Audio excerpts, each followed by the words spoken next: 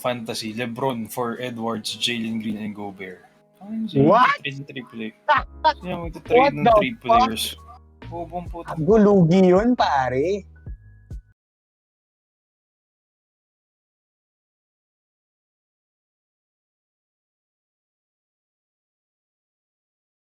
LeBron would produce that much this year, pare. Yeah. Ewan ko sa kanya. Love.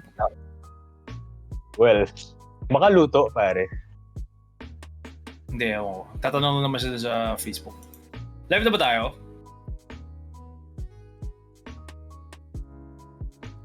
Narinig na tayo sinabi na nire-record kay LeBron, pero okay lang yun. Narinig ka yung fantasy talk natin, pare.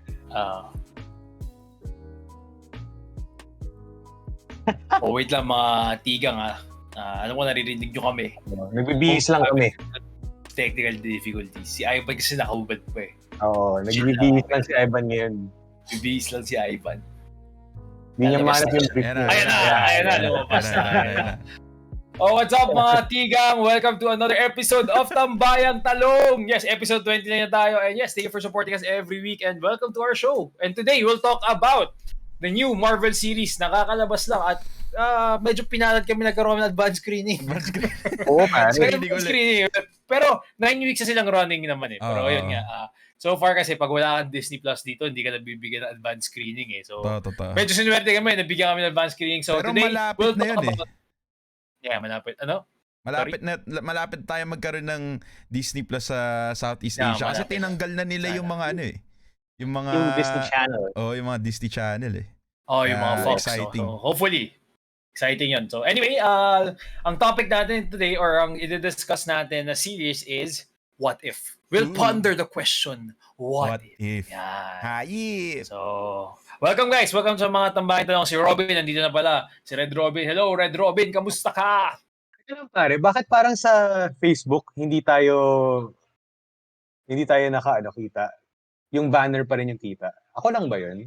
Hindi, yung ikaw lang yun. Kita na rin yung yung tayong tatlo. Baka bago kasi yung background kaya gano'n. Hindi, okay. Alright, so go. Intro na kayo, boys. Ivan, muna. Kamusta mga pre? Ako si Ivanderzz, isa streamer ng Talong Gaming. Welcome sa episode, ano ba to? 29 ng Tambayang Talong. Pag-uusapan natin ngayong gabi nga, yung katulad na sabi ni Paring Watch, yung What If. Sobrang excited daw kasi, na-enjoy ko tong series na to. Hindi, mga hindi mo akalain na pwede mangyari sa MCU, man. So, maganda pag-usapan to kung ano yung mga favorite episodes natin. Kasi yung mga mga stand-alone no? Kahit papano yung mga episodes. So, pag-usapan na natin to mga pre. Gusto ko malaman kung ano yung mga trip nyo, mga hindi nyo nagustuhan. Lagay nyo dyan sa chat. Yes, sir. Digo, go ahead. Okay guys, thank you. Welcome to episode 29 ng Tambayang Talong. Tigang, thank you. Yung mga nauna na dito sa chat. Si Chris, let's go. Robin, what's up? At saka si JM. Actually, pare sabi ni JM, hindi pa napapanood ni JM. Pero gusto niya marinig daw yung commentary natin. Nice, salamat pare. Salamat, man. So, yun nga. Kwento lang namin lahat. Pero yeah, anyway pare, excited na kami pag-usapan yung What If pare. Kasi I really like the concept of What If. Kasi kung iisipin nyo pare, yung concept na tong show na to, para tong alam mo yung pagbata tayo, tapos magkukwentuhan tayo, yung tipong, pare, ano kaya mangyayari kung si Captain America, hindi naging si Steve Rogers, paano kung nakuha? Alam mo yun, parang mas fun siya in terms of the story. Kumbaga, ang daming direction pwedeng puntahan yung usual timeline na nakita natin doon sa movie. So dito, it's more on playing fun on the ideas on what if, what could happen kung may mga maliliit na bagay na nagbago. So, again, pare, let's dive right in, pare, kasi gusto ko na rin pag-usapan to kasi sobrang nag-enjoy din ako sa season 1 ng What If. Mm-hmm. Yes, and yeah, I guess, like sabi nga ni JM, kung hindi nyo pa napapanood, well, samahan nyo lang kami. Kukwento namin sa inyo. Well, again, mag-spoiler alert kami ng konti. Ngayon pa lang, sabihin namin, may spoiler. So, kung ayaw nyo ma-spoil, well, yun lang. And then magkita tayo tayo next week. Yun lang. Yun lang. Pero again, kung gusto niyo malaman kung what about yung show or kung tungkol saan siya, well, stay with us, and yeah, we'll tackle everything related to the Marvel series What If. And yes, I think we have 4 viewers right now, and I guess let's talk about it. So, guys, kailan nalaman to? Like, when did you hear about this? The show. I think pare nalaman ko lang siya nung in-announce ng Marvel yung yung bagong slate nila for phase, na ba tayo? 4. Phase 4 pa. Phase 4. Yeah, yung in-announce nila yung slate ng phase 4, akala ko yung What If na in-announce nila is going to be a set of movies. Parang mga one-off, mga one-shot movies. Tapos eventually nalaman ko nga na magiging parang animated series siya. So, by then, nung time na yun, medyo hesitant ako kasi again, back then, Disney and Marvel didn't have a good track record, at least in their animated series. At that time, yung angat pa ng animated series is in DC. So, at that time, medyo hesitant ako. Pero right after ng first episode, medyo nag-warm up kagad ako sa idea na ito na yung ginagawa nila. Kasi nag-enjoy naman ako pa. Calvin. Oo, men. Nung pares kami ni Migo, nalaman ko lang din to nung in-announce nila yung Phase 4. Parang, wala nga akong alam dito eh. Pero nung may nagbanggit na na nandito yung Marvel Zombies na parang nung high school pa lang tayo, naririnig ko na yung storyline yata na yun.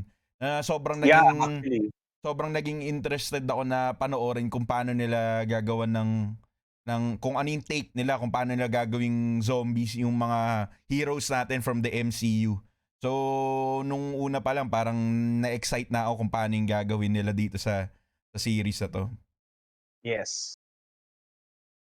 Ikaw paring watch. I think same tayong lahat. I guess nalaman doon sa Phase 4. Siguro yung difference na natin, ako excited ako. Kasi for this nung narinig ko, excited ako kasi yung nalaman ko yung parang hypnosis nila, parang alternate universe ang gagawin nila for What If. Parang ako, fan ako ng alternate universe. Anything related to alternate universe, I'm a big fan. Because of, again, siguro dahil sa multiverse ng DC. Diba, madami silang ginawa doon, especially with the Flashpoint. I think the first, for me personally, na first time kong na-experience yung comic book na alternate universe, I guess with Flashpoint. Sobrang fun ako dun sa concept na yun. Kaya nung nalaman ko na parang ganito yung gusto gawin ng Marvel, na-curious ako kung ano talaga yun. Diba? Yes. So, guess nung nireset to sa Phase 4, wala pa sa episodes ang alam ko eh. It's more of like hypnosis lang, di ba? Until I think we had the first trailer a few months ago, ang una lang pinakita was basically Captain Carter, which was the first episode. Hindi nagkakamali. That was basically the whole point of the first trailer. Yes, BBW. Hindi nagkakamali. Yes, si BBW. By the way, BBW nga siya doon. I mean, like, crush ko na si Agent Carter. Parang wow. Diba? Parang sarap nilang paglabanin doon sa Resident Evil. Si Sara Duterte. Si Sara Duterte. Sara Duterte sa si Captain Carter. Good. Alright, tara. Pag-usapan natin yung buong episode. Kamusta yung series para sa inyo? Ako for me, I think dito sa ating tatlo, ako yung may pinaka, I guess, 50-50 na feelings in terms of the show. Kasi even though na-enjoy ko yung show, there's a part of me that says na parang all of these stories are somewhat half-baked. Parang hindi pa siya...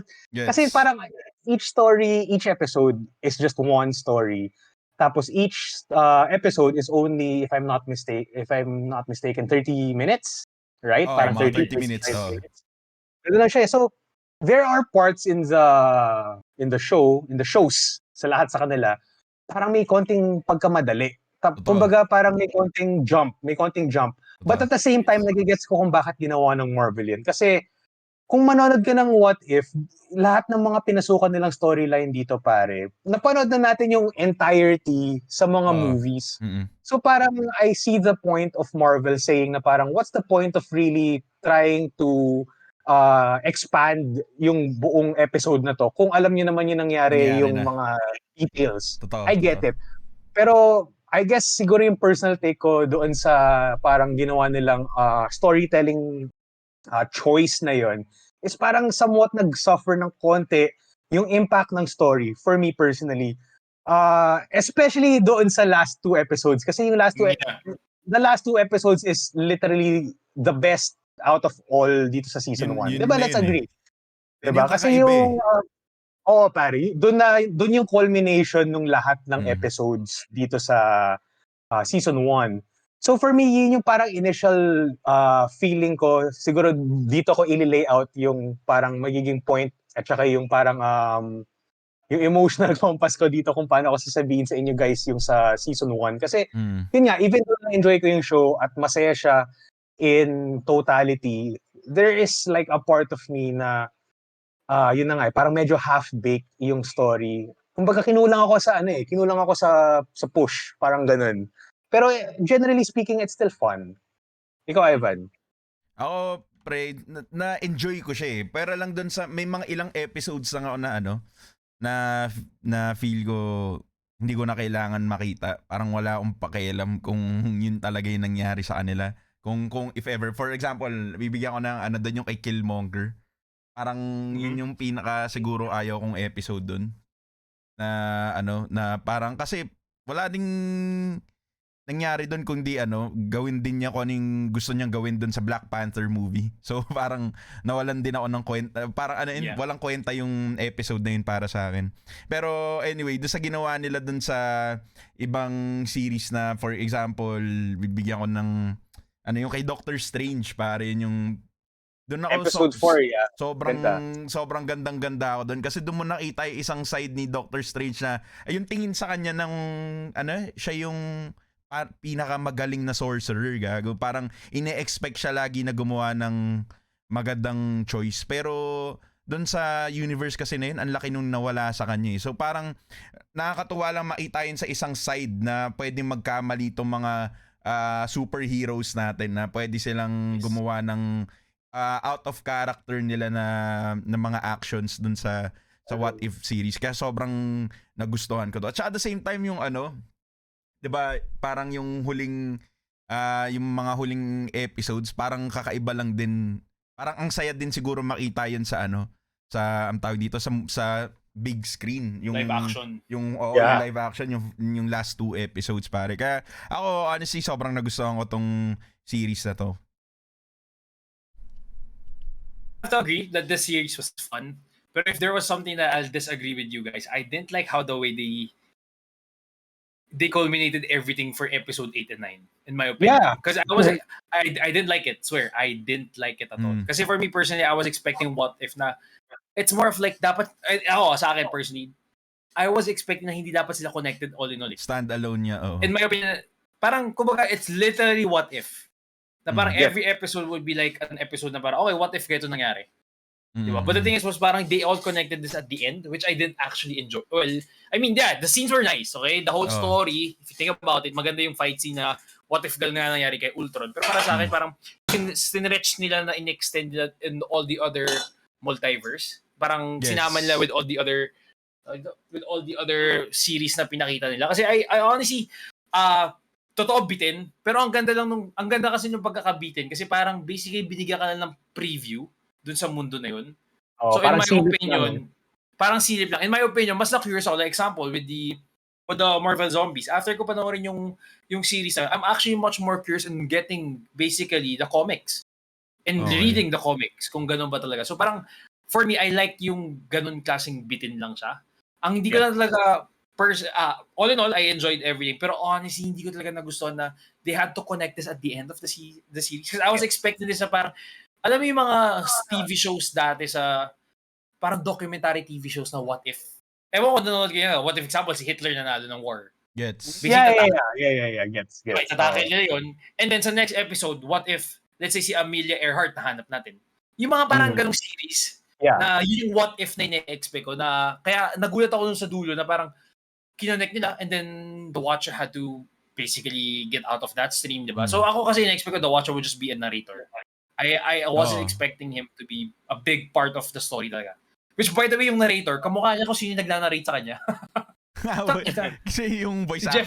Si Jeffrey Wright. Okay. Yung voice actor, no shit, negrong kalbo. So nakakatawa. So, anyway. Kasi watch, may follow-up question ako. Sinabi mo na you didn't like how the series ended because kinonect nila everything, diba? So, would you say, kung lalo nilang dinevelop yung story yun, let's say, for example lang, kunwari yung season ender ng What If, ginawa nilang, let's say, 2 episode na 1 hour each. Kasi what we had is a 30-minute episode for 2 na magka-connect ang story. Mm-mm. So would you say na if they develop the story more with more, kunyari, mas pinahaba nila yung episode just to give it more meaning for each event na nangyari doon, would you say that would you at least like how it ended more than Not how all. we got it? Not at all. Honestly, if you're gonna ask me what if, I don't want it to connect. Kasi example if you're watching this on TV and you watch season and you already watch episode 8 and 9, medyo mako-confuse ka na eh. Saan ang galing itong mga characters na to? Not like na parang tinakil mo yung basically, kasi sobrang dami universe na pwede. Di ba? So what if like example, tinakil mo lang talaga yung isang universe na yun. Like ako, for me, hindi mo na kailangan ibalik si Party Thor. I hate diba? Party Thor, by the way. Yeah, that whole episode was, for me, that whole episode was a waste. As in like the whole time nag-cellphone lang ako. Yung kay Thor ba to? Yeah, yung kay Thor na episode. Yeah, I didn't like but the thing is, diba, parang ginawa nila, they had to put a Thor episode para lang magamit siya sa dulo. Parang gano'n yung nangyari sa akin eh. Parang gano'n yung nakita ko na parang yun nga yung dating, yeah. They had to put Thor kasi parang something na kailangan may mighty siyang guy gawin God here. Oo, diba? So parang I was hoping na every episode for this was just a standalone. Basically, you're just gonna enjoy it like see that universe lang. Diba? Yeah, the 30 minutes, I see where you're coming from, pare. I see. Ako, pare, for me, siguro, I like the ending, pero at the same time, I get your point na parang, we both didn't like it, but we both didn't like it in a different way. You didn't like it because it connected, and for you, it lost the meaning of what if na dapat snapshot lang to ng each multiverse kung ano nangyari, which I really understand where you're coming from. Yung for me, pare, kasi, I still like, gusto ko pa rin sabihin na I like the finale, okay? Pero there's a huge part of myself na somewhat, parang kinulangan ako eh. Kasi, alam mo parang tinry nilang gawing something epic yung ending. Kasi I think yung parang motivational eh. Parang try natin gawin itong parang collection ng lahat ng season 1 characters into this one big story. Parang okay, fine, that's good. Pero at the same time, kung gagawin nyo sana ganun yung story, sana ginawa nyo more, parang you should have put more meat in the story. At the same time, siguro, dapat mas marami nangyari siguro dun sa episode na yun, dun sa finale. I mean, parang, kaya medyo hati ako, pero yung overall feeling ko pa rin, I like it. Pero, yun nga, I can't not say na parang, it's perfect, alam mo yun. I can't not say that. Kasi talagang there's something na talagang tinga. Parang may tingang feeling na parang, fuck, alam mo yun. Parang ang sarap ng steak na to, pero ang dami kong tinga, so medyo hassle. Alam mo yun? Gets. Tsaka, ito feeling ko kasi ginamit nila yung Marvel, the Marvel formula na parang, world building to sa dulo pag sama-sama yan sa ulit. But the thing is, I mean, ang expectation ko with What If, it's basically just, diving into a world na parang, they're not supposed to be connected at all. Diba na parang, in this universe, ganyan, in this universe, ganun, diba? I mean, like, example, if you watch Doctor Strange in yung ending ng Doctor Strange episode, that was, for me, I mean, sabi kanina, sabi ni Chris, favorite episode is the, what if Doctor Strange lost his heart, blah, blah, blah. That's really good, Which, ang ganda ng episode niya, parang pag nag-ending ka, you're basically looking at a bad, andun na siya eh. Diba? I mean, like, ito yung consequence niya. But the thing is what did they do? Parang ginawan siya ng arc na parang the end of the day, mabait pa rin si Doctor Strange. So ganyan, sama mo siya story na parang that universe was already good eh. I mean, parang that's already done. So lagay mo na siya sa ganong universe, diba? Nasira na yung buong universe eh. Tapos sabay, nahanapan nila ng paraan para ibalik siya sa dulo. Gets ko yung sasabi mo. Diba, tapos ito ba? Ito yung sa akin lang to. At the end, diba, nung tinanong siya ni Killmonger na parang, you could bring your pain back, blah, blah, blah. Na parang, hindi niya ginawa kasi he wants to be a hero. So parang labo, putangin na after ng lahat ng pinagagawa mo, ganun. Ito nga, basically, you could change everything, gago. Diba? So parang, wala, out of character lang for me. I mean, like, but the whole episode of yung kay Dr. Strange, sobrang ganda doon, by the way. Maganda nga siya. Talagang, personally, nasira lang talaga yung sa akin nung medyo doon dulo. But then again, overall experience is good. Papunta nga sa dulo. After nung nung Marvel Zombies, parang feeling ko doon na yung doon medyo umalat yung sumunod na episodes. Pero lang yung last 2 episodes, gustuhan ko yun. Actually, tama ka. Tama ka dun, Van. Yung Killmonger medyo si Thor gagon labo lang yung Thor. Labo lang kay Thor, Labo yung kay Thor. Na Pero yeah, the Thor. Although first fight nagustuhan was ko lang really yung yung nakita ko sila Loki na Frost Giant talaga siya gago. Tapos sabay. That was funny though. That was interesting. Di ba? That was interesting interesting. naman yun. I mean, that's the point of the show, eh. 'Di ba yung what if? Parang makikita mo yung version ni Loki na Frost Giant, yung hindi siya ninakaw ni Odin. Yun yung mga magagandang, I guess ito yung mga magagandang aspects or parts of the show na makikita mo yung mga variety or yung mga differences ng mga characters na kilala na natin, kung paano sila nag-iba, alam mo yun, in terms of character and yung itsura nila, if something happened, something changed. Pero guys, like, I would ask you guys, parang, for you, ano yung pinaka pangit na story? Kasi I think that's worth talking about, pare. Okay. Thor, I'll go with Thor. Definitely, the Party Thor. Speaking of Party Thor, nag-comment si Cherry. Cherry, kamusta ka na? Sabi niya dapat si Torski na lang ginamit nila, hindi si Party Thor. Gago, mas solid si Torski doon. Pag tumatorski si Thor doon, solid yun. Malaki yata rin yung Mjolnir ni Torski, eh. Malaki millionaire ni Torski. Kidlat din yun, pare. Gagalit siya doon, magagalit si Jane, no? Matutuwa si Jane doon. Matutuwa. Bumbo, eh. Or look like Gaston. Yeah, sabi ni JM, totoo, kamukha si Gaston. Yeah, pero tangina, pare, for me, pare, hindi ko na-gets yung buong point nung kay Thor na episode, pare. Kasi basically, yung tinatry sabihin ng show is that if Thor didn't have Loki as a brother all throughout, parang nagiging parang ano siya, parang responsible part boy, parang frat responsible job, parang ganun. Parang, do we really needed to see that? Alam mo yun, parang, for me, sobrang, hindi ko in-expect yung ganun ka-low quality na storytelling from Marvel. Because it's Marvel. Marvel out of, maganda track record ng Marvel in creating stories. So for series nila in recent, di ba? Yeah, so especially yung nakita ko yun yung nangyaring kay Thor na parang talaga bang parang ayaw ko, pare, parang seryoso ba kayo na are you guys serious that you want to tell this story? Wala siyang kwenta, pare. I mean, no offense sa mga tao na gusto niyo. Totoo naman. I think the reason kung bakit nila ginawa yung Party Tour was because of a fan service. Alam ko may jokes regarding sa Party Tour. Regarding Party Tour. Na parang they wanted to see like the fraternity tour. I think that's one of the reasons may nabasa ng article before. Kaya nila ginawa to, pinasok nila yung episode na to. But even if it's a fan service, it was really bad for me. I didn't like it. Yeah, dude. Ako, pare, for me, I would appreciate kasi ewan ko lang kung familiar kayo. Sa yung mga what if na comic book series back then, they're more famously known for single comic book characters killing the entire universe or yung superhero community. Like Deadpool kills the Marvel Universe, Wolverine kills the Marvel Universe, mga ganyan.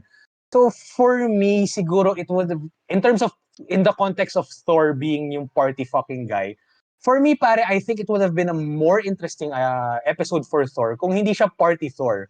It would have been a more interesting episode kung instead of Thor being a party boy kasi wala siyang kapatid na kupal, mas gusto ko makita yung Thor na parang naging power hungry siya in terms of his kinghood. Kasi he never had the opposition of a guy who is power hungry. So which is Loki. So I would have enjoyed more kung yung episode na yun is really just Thor more, kasi in line din to sa character ni Thor dun sa Thor 1 eh. Thor really wanted to be king right away. Tapos Odin said na parang you're not worthy kasi masyado kang atat basically. So I really wanted the Thor episode to be more of a parang naging somewhat villain siya. Not really full on villain. Parang yung nangyari kay Doctor Strange. He wasn't really a villain, but he was motivated in a different way that led him to do bad things. So I wanted sana na kung si Thor became somewhat of a conqueror. Imagine niyo si Hela doon sa Thor Ragnarok. Pero yung character na yun, nangyari kay Thor. Tapos yun yung nangyari sa... Maganda. So I think that would have been a more interesting story. And I think that would have been a more... Alam mo yun, parang that's more in Marvel's realm. More on... Kesa yung tipong you're just gonna write a fucking 30-minute episode of Thor just wanting to go to Las Vegas Parang, what the fuck is that? Alam mo yun? So, I guess totoo. yun yung masasabi ko, pare. Kasi, I think it makes more sense kung ginawa nila yun. And I think at the end, it would have been a more interesting character dun sa ending na try nilang kunin yung mga ensemble ng characters. Kasi parang it would have been a more interesting chemistry issue na parang how are these guys gonna Mamaya work traido rin together? sila Kasi, ni Thor, diba? parang ganun. Yeah, exactly. So, maganda nga yan. siguro, I just wanted to throw that out in terms of Yung- yung mga what if. Kasi parang mas enjoy yun eh. Exactly. I think that's the whole point of the what if nga. Dapat ganyan yung mga shows na for me. That's why I was disappointed na hinalo niya. Actually, one of the to add to that lang, parang mas ganda rin, he still had a brother, meron pa siyang sister, and then si Thor, he was just power hungry. I mean, like, imagine mo si Hela? Si Hela. Hela, Loki, and him, tatlo silang power hungry. I mean, like, how would the universe stop them, di ba? I mean, like, that universe. So, ang daming what if na magaganda eh. Ikaw naman, Ivan, ano yung parang pinakapangit sa'yo? Ako, bukod dun sa kasi durog na yung episode ni Thor sa inyong dalawa pa lang. Wala na akong ibang sasabihin doon. Pangit talaga yung episode na yun. Pero ang sumunod sa akin talaga yung kay Killmonger. Doon yun yung feeling ko na parang parang isang storya na hindi ko na kailangan malaman. Kasi parang same din yung motivation niya, iba lang yung nangyari, iba lang kung paano niya nakuha eh. Yun yung pinaka-big problem ko dun sa episode na yun. Parang ine-expect ko, parang baka siya na yung, kung si Killmonger nga yung talagang mabait na Black Panther, sasali ba talaga siya sa Avengers? Ganun. Pero hindi sa dulo na, nagkatrayduran pa rin pare. So, dun lang talaga ako kinulang. Although nagustuhan ko lang dun na parang reference na sinabi nila dun sa kay Michael B. Jordan na mahilig siya sa anime. Yung pinakita niya yung mukhang Gundam na plants, mukhang diba? Gundam. Sabi niya mahilig daw siya sa anime, Killmonger. Pero bukod dun pare, wala talaga ako nagustuhan dun sa na yun eh. Yung episode na yun. Kahit yung kung paano nila, parang si Tony Stark nga dun medyo tanga eh. Sa totoo lang eh. Yeah. Actually, tanga si Tony Stark. Hindi tanga siya sa buong what if.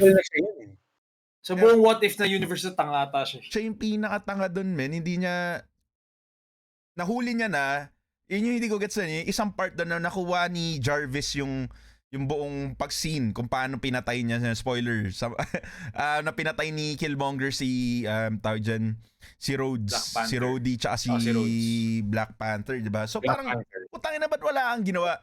Yun yung, alam mo na eh, nasa yun yung information na yun. Tapos, hinintay mo pa siyang pumasok sa kwarto mo, alam mo magaling siya maipaglaban, ikaw hindi. Tapos, hinintay mo pa siya pumasok sa kwarto mo para lang sabihin sa kanya na, putang ina mo, traitor ka. Eh, di gagawa, patayin ka nun. Yun yung sobrang tanga lang nun, kasi parang sobrang out of character. Katulad ng sinabi ko kanina, nagustuhan ko yung mga ibang moments kasi hindi natin ini-expect yun. Katulad yung nga kay Doctor Strange, yung mga hindi mo ine-expect na gawin niya as a character, mga out of character actions nila. Pero dito hindi ko nagustuhan yun kasi gets ko yung ang ibig ko sabihin sa out of character yung parang yung emotionally na ang tawag dito, back yung inyong decision making nila, hindi yung dahil sa naging bobo sila, parang ganun. So, yun, sobrang napangitan lang ako sa episode 9 sa totoo lang. Dami ko problema doon. Pati nga, actually, patista mo, si Shuri din doon sa dulo nung episode na yun, parang pinili niya pang ibigay kay Pepper yung yung information na yun, kesa ibigay niya doon sa tatay niya na kung sino may kakayanan na tapusin na yun yung buong gera doon kay Killmonger, binigay niya pa rin kay Pepper. Kaya sobrang, ayaw ko, natangahan lang ako doon sa mga decision making ng lahat ng characters doon, kaya hindi ko nagustuhan yun. Again, maganda lahat yung yung episodes. May kanya-kanyang magandang yung episodes from episodes 1 to 5. Pero after nun talaga parang feeling ko tinamad na yung mga writers mag-isip ng ng storya para dun sa tapos tinapos na lang nila, pinagsama na lang nila sa 8 and 9 para magmuang yun nga, parang magandang endgame, kumbaga endgame-ish na ending yung season. Guardians of the Multiverse, what the fuck? I mean, sobrang cheesy. What the fuck? So parang doon lang talaga ako inulang. Okay, yung kay Killmonger actually na-expect ko kasi magiging Iron Man for that episode eh. Yeah, actually. Parang since di naman kailangan niya, kaya imagine mo Killmonger na Iron Man, tapos mabait, Kaya sobrang angas nun. Mm. Ang angas yung shit na yun, di ba? Mm. So, ayun ang ina-expect ko for that episode. But then again, baka sa ibang what if nila gawin yun. Ayan. Hindi na natin makukuha siguro yun, men, kasi nilapag na nila to pucha. Pwede, Pare, pero... can I just add pala, by the way, pare? Sobrang weird ng motivation ni Killmonger doon sa Iron Man episode. Kasi kung iisipin mo, pare, the reason why Killmonger was such an interesting villain doon sa Black Panther movie was because his motivations were somewhat justified. Kung naaalala niyo, pare, ang gusto ni Killmonger noon is to have Wakanda be Makilala ng buong open to mundo. the world. Oo. Yeah, kasi basically yung nangyari kasi kay Killmonger doon sa movie na yon was tinaboy siya sa Wakanda kasama ng airpat niya kasi yung airpat niya gusto i-open yung Wakanda sa mundo. Ayaw ng Wakanda yon kasi reasons. Pero kung iisipin mo, pare, the reason why Killmonger wanted what his father wanted because he really believed the idea na ang daming tao nagsasuffer sa mundo, which is, yun din yung nangyari sa tatay niya at saka sa kanya nung lumaki sila sa States kasi parang naging slums sila dun eh. Diba? Naging parang, naging mahirap sila dun and they were underprivileged.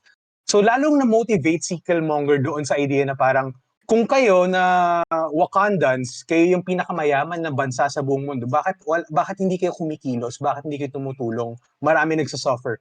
That's why Killmonger was such an interesting character to begin with doon sa movie ng Black Panther. So it's so weird na ang gagawin nila dito na kasama niya si Tony Stark, which is probably the richest guy in the world dito sa universe na to. Kasi from what we see, si Tony Stark is kind of like the Elon Musk in the MCU, di ba? So, kung titinan mo yun, pare, anong reason ni Killmonger para maging masama? Bakit siya kailangan maging matraidor? Kasi he already had his positioning in helping people. So, gets nyo, parang why does he need to be power hungry, infiltrate Wakanda, kung hindi naman niya balak balikan ng Wakanda? Diba? Parang the whole point of Killmonger wanting to go to Wakanda in Black Panther to begin with is to reclaim the throne para to basically for Wakanda to be open with the world. So it's so weird for me para seeing him this way kasi parang the writers really forgot who Killmonger is. Iniba talaga nila yung personality, no? Yung kumbaga. Yeah, it's a what if, kaya ganun eh. So, actually, iniisip ko nga rin, baka the reason why natin na-enjoy no? Kasi baka ginawa rin nila to para sa mga bata.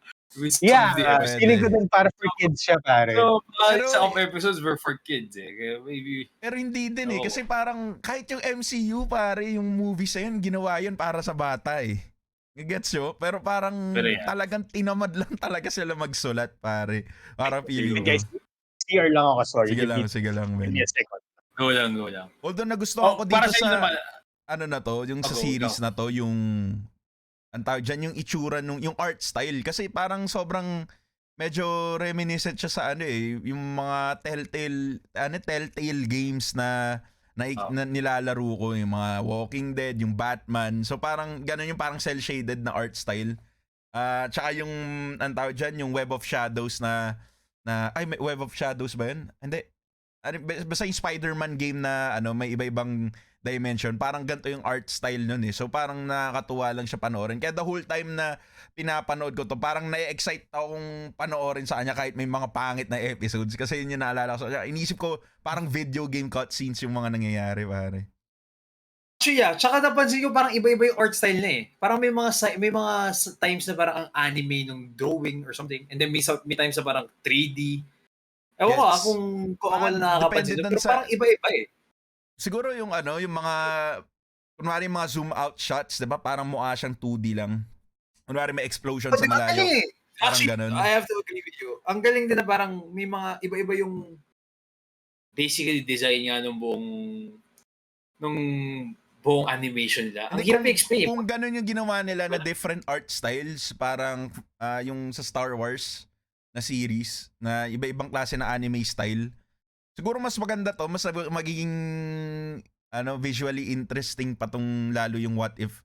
Pero kung anong ginawa nila dito yung parang cel shaded lang na art style, okay ako sa kanya eh kasi parang nga siya naalala ko yung mga Ultimate Spider-Man na 3D napalabas dati ng mga bata tayo. Parang ganun yung naalala ko sa kanya. Kaya na-enjoy ko siya. Kahit na Okay din parang naman. hindi ko napapansinin yung mga storya, men. At least maganda siya sa mata. Parang ganun. Pero ako, honestly, kahit pangit yung tour, maganda yung Las Vegas shit niya, yung animation niya. Oo. Gusto ko yung lahat naman dun sa animation. Yung animation, Usapan wala niya, ka mas. Yung, ang tawag dyan, yung sa Marvel Zombies, men. Kasi sobrang naging, yun yung, sa lahat ng mga episodes, pare, doon ako naging excited talaga panoorin. Hindi nagulat nga ako na yung pala yung 5th episode. Sabi ko, ba't nasa gitna to? Parang feeling ko, ang ganda sana ng storya nito. Pero ibabalik yung sinabi ni paring Migo na parang yung bawat episode kasi sobrang ikli, parang minadali na siya yung ilang parts. So for yung sa gets ko yung parang kailangan na nila i-cut short yung sa iba kasi alam na natin yung mangyayari. Pero para dito sa Marvel Zombies, parang feeling ko dapat hindi nila ginawa yun kasi ang dami pa nilang dapat i-explain. Kahit mga isang oras, mga 30 minutes lang din yata yun eh. Yung Lahat naman 30 minutes. So parang nakulangan lang din ako nun sa mga pangyayari. Ang ganda na nung setup kung paano nila ginawa yung storya ng Marvel Zombies na tapos si Peter yung yung parang magiging main na bida. Tapos sabay doon sa dulo, ending ng episode na yun, tangin ng cliffhanger yun, 'di ba? Na take over na yung Wakanda, naging zombie na sila kasi pinasok sila ni Thanos, men. So yun yung dapat na nangyari sa Infinity War, 'di ba? Kung di ako nagkakamali, na pinasok sila ni Thanos doon sa Wakanda para magsimula yung gera, tapos kinain sila ng mga zombie. Sayang lang di lang natin nakita yung mga buong pangyayari na yun. Ang tingin niya doon sa episode na yun? Pare, feeling ko mas interested nga ako makita yun than yung conclusion na nakita natin. I mean, amazing Endgame, Guardians of the Multiverse, it's fine. Pero yung very interesting talaga yung idea ng Marvel Zombies, lalo na kung paano siya sinabi mo na, alam mo yun, parang what if nga na merong zombie Thanos na may hawak ng Infinity Gauntlet? Like, di ba? Anong gagawin niya doon? Gagawin mo doon, men. Ang lala. Tsaka yung yung isang part doon na favorite ko din talaga na parang nagmukha siya lalong horror scene, pare. Yung kay Wanda, tapos nakita mong putol-putol yung katawan ni T'Challa, pare. Parang natuwa lang ako doon, men. Sobrang para sa sa isang show na made for kids. Kasi sobrang dark nun, men. Na parang makita mo yan sa mga bata na si Vision kinukuha niya yung mga tao dumadaan doon para ipakain kay Wanda kasi nagugutom siya. Gago, lala talaga na sobrang gustong-gusto ko yun. Tsaka si Wanda, nakakatakot na tsura ni Wanda. Siya, ang lakas niya, men. Tapos nangangain pa siya ng tao. Yun yung interesting for me dun sa What If Zombies. Lahat sila, na-maintain nila yung power sila, tapos alam nila gamitin, gago. Pero zombie sila. Gago, wild. Sobrang nakakatakot. Sobrang nakakatakot dyan. Alam mo yung isa sa imagine mo, zombie Hank Pym, ang talino, gago. Lumiit siya para kagatin si Tony Stark. Man. Sobrang bad trip man tayo. Sobrang diba? Parang what the fuck? Yung kay Scott, yung kay Captain America, diba? Ang alam mo lamok, gago. Parang ginanon niya na putang kinakain na pala siya ng zombie na Ant-Man, gago. Sobrang tawa-tawa ako doon, men. Ang galing. Galing, gago. Sobrang daya nun, Pero may bobo moment ako doon, gago. May isa akong bobo moment. Yung kay Wasp. Tangina, alam niya na magiging zombie din siya. Tangina, hindi mo man lang siya nagpakamaliit or like bumalik sa normal size bago siya mahulog. Tangina, talagang nandun na siya sa malaki, gago. So technically, alam ng lahat na pa nag-resurrect to, putang ina, malaki tong hayop na to. Hindi, pero kaya niya rin alam niya rin. Kasi for example, si Scott, di ba kaya niya lumiit tas lumaki. So kahit namatay din siya na malaki, kaya niya pa rin magpalaki. Ganun din. Same lang. But the thing is, di ba, bago ako man lang mamatay, just to be safe, tayo nagpapakaliit ka lang or something. Di ba? Pero tayo, gago, bago siya mahulog, gago talaga, di, malaki lang ako. But then again, it's part of the what if, so... By the way, yung scene na yun, pare, very, very, how do you say it, very dark. Yung kinakain siya habang nilalakad niya yung buong crew papunta dun sa camp. Sa camp. Diba? Sobrang wild din nun, pare. Actually, that's a really good episode, pare, now that I'm thinking about it. Maganda yung Marvel Zombies. Yan, tsaka yung Doctor Strange yung favorite ko eh. For me personally, yung length niya, ako sakto talaga. I mean, like, yes, we have to expound, but that's the good thing about it. Ako sa akin na-enjoy ko with what it is. You really gonna ponder regarding it eh. So, after yung episode, ikaw na dapat mag-iisip ko ano nangyari. Or like, kung ano yung nandun sa universe. So, parang ang sarap na, basically pinatikim ka para paglaruan mo sa isip yung scenario eh. Gets. So gusto mo, ikaw yung tipo ng tao na ikaw yung tipo ng tao na gustong binibitin, ganun. Oh, syempre, masarap yung binibitin ka. Kasi imagine mo ano mangyayari. Yan, pre. Like, speaking of, like, tingnan mo yung zombies.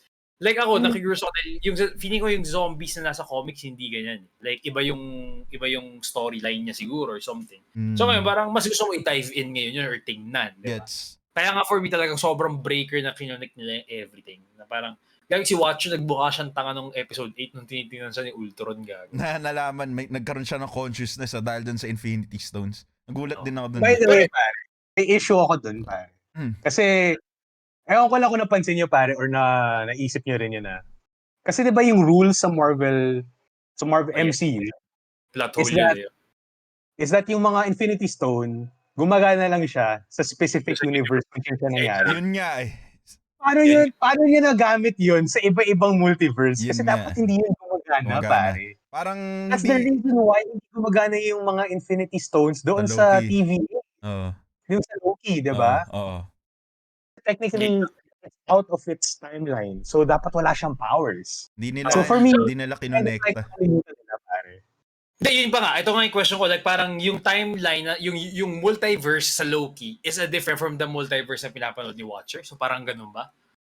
Diba? So, parang, ewan ko I was expecting na parang, again, I was just expecting na we're just gonna dive into this. Na parang, hindi dapat magko-connect kung ano mang universe ang meron tong mga to. So, isa pang hit doon. Remember nung sa episode 9, nakuha na nila lahat ng Infinity Stones kay Ultron. Tapos, dapat sisirain na ng machine. Tapos sinabi ni Gamora, oh shit, hindi nasira ng machine ko kasi ang kaya lang sirain ng machine ko, yung Infinity Stones doon sa universe ko. So, di na yun, that's the fuck. Alam mo, parang naisip pa nila yun. Lazy writing nga yun. Or ano, diba? Parang ano kaya, yun nga yung question doon eh. Ano kaya una nilang sinulat? Etong buong What If series or yung Loki? Kasi kung isipin mo yung inanimate pa nila to, parang mas matagal eh. Parang pwede, feel ko nauna tong ginawa yung What If series kaysa dun sa Loki, tapos hindi na ipag-usap yung mga tao sa Loki dito sa What If series. So sino ba talaga yung may kasalanan? Sobrang weird lang, pare. Kasi for me, pare, or pwedeng parang ito yung gagawin nilang Marvel Animation Universe. Parang ganon. Pwedeng ganon. Baka hindi parang semi-li, hindi siya connected with the canon. Gets? Pwede. Baka ganong plano or something. It's just weird. Ako lang parang, it's kind of weird lang na parang yung nakita ko yung sa episode 8 na si Ultron ginagamit yung powers ng Infinity Stones sa ibang multiverse. Kasi inisip ko, tangina pare, yung rules na to established even before the MCU, pare. As in, nasa comic books to, pare. I mean, I don't want to sound like the comic book nerd guy na magsasabi na, kasi sa comic books, ito yung sabi. Pero come on, guys. Ever since from the start, Marvel was playing by the rules of the comic books, pare. They always have, pare. From Thor's hammer to everything else. So, kumbaga for me, it's not nice na hindi nila iisipin yun kasi it's disrespectful somewhat to the fans that actually know the source material and know the IP. Kasi, diba, parang, I don't know, pare, maybe it is for kids na parang bahala na kayo dyan. 30 minutes kayo walang gagawin. Pero yun nga yung ano dun eh, nakakabanas na excuse eh, no? Na hindi porkit pambata parang gagawin mo ng, parang tatama rin ka na magsulat. Kasi ang dami na natin nakuha na pambata na movies. Again, tangina yung MCU, directed yan parang yung marketing niyan towards children talaga, men. Ginawa yan for toys kasi doon kumikita yung mga companies na yan. Bukod doon sa movies, di ba? Pero ilang beses na natin napatunayan na hindi porkit pambata, kailangan pangit yung mangyayari doon sa loob ng palabas. So, parang ngayon talaga yung fault na neto doon sa mga writers. I guess sa loob ng series na to, hindi sila na either yung Loki talaga yung may problema or itong What If. Kasi ang pupusta ko pa rin mas nauna na isulat tong What If kesa dun sa Loki. Parang ganun. May comment si JM, sabi niya, I think they're actually wanting to make the media canon and parang susunod ang comics instead of the other way around based on my observations in Phase 3.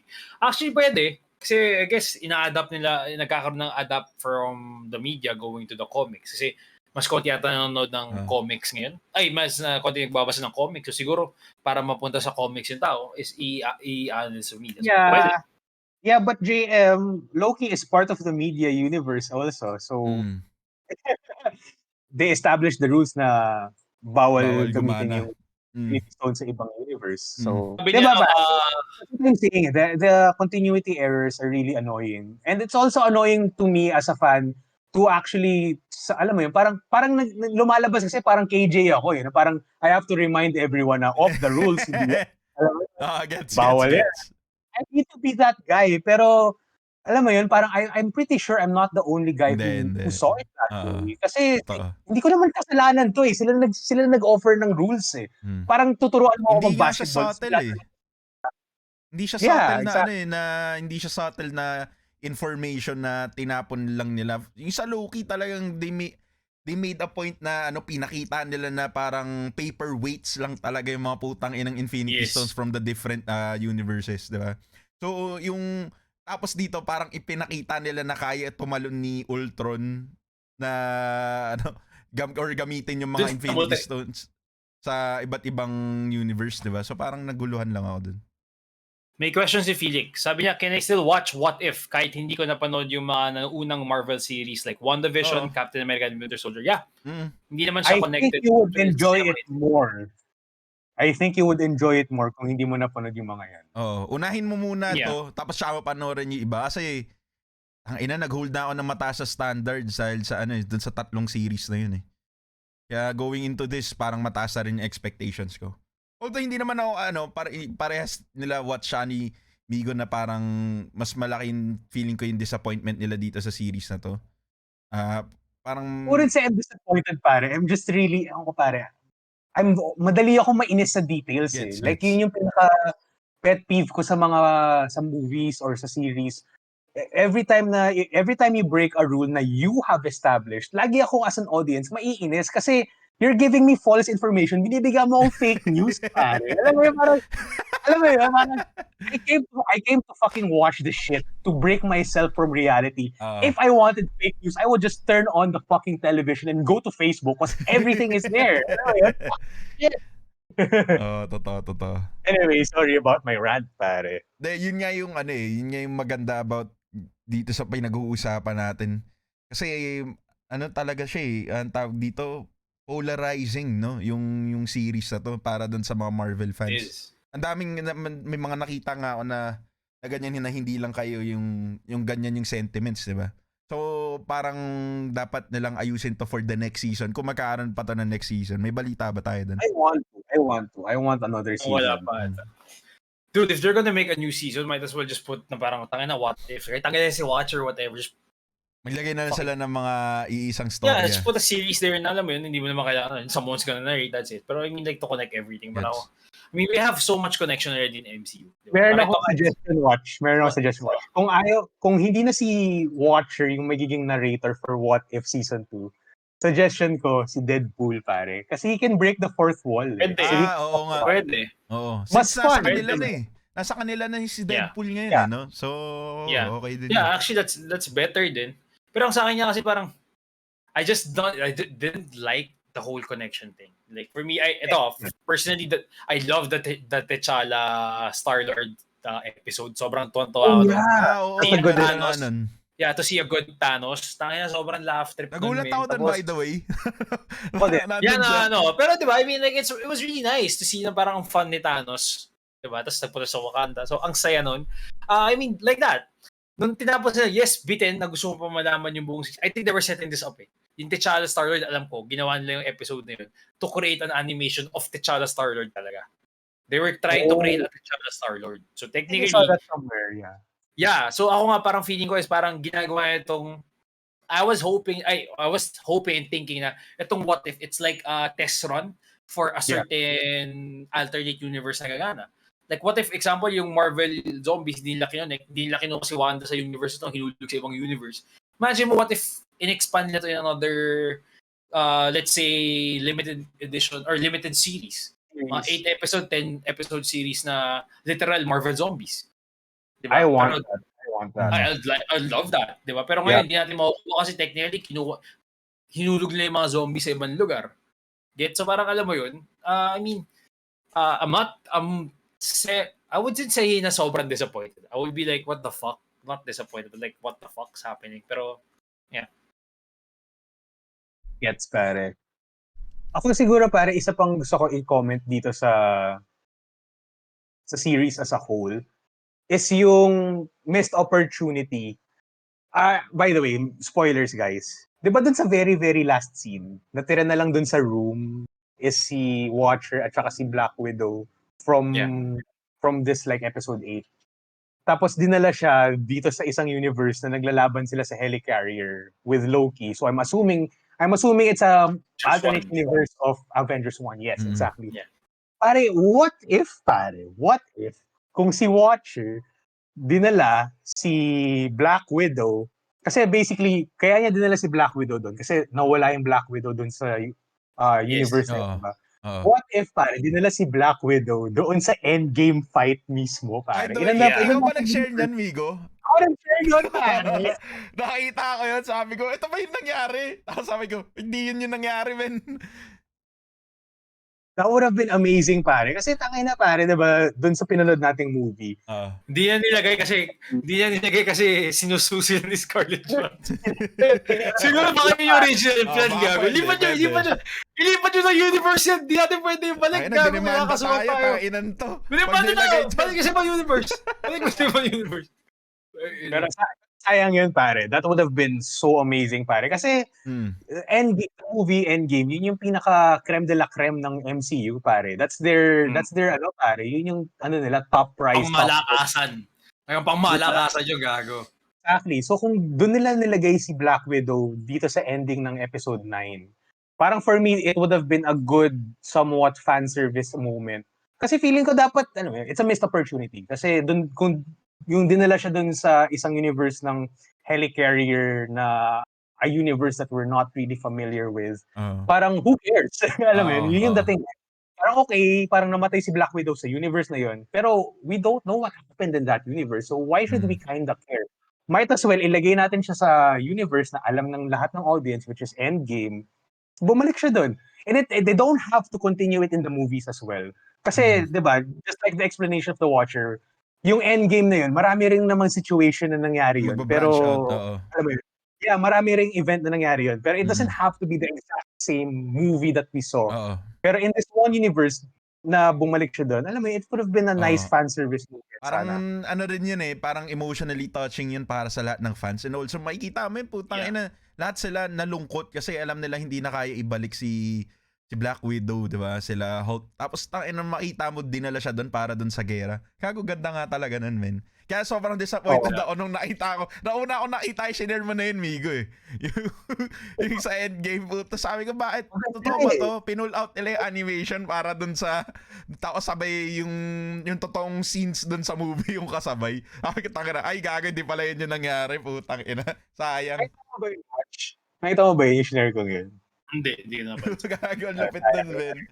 It's good. Si Felix, may question. Did they do a what if episode na si Hawkeye yung namatay sa Vormir instead of Black Widow? Or am I just imagining?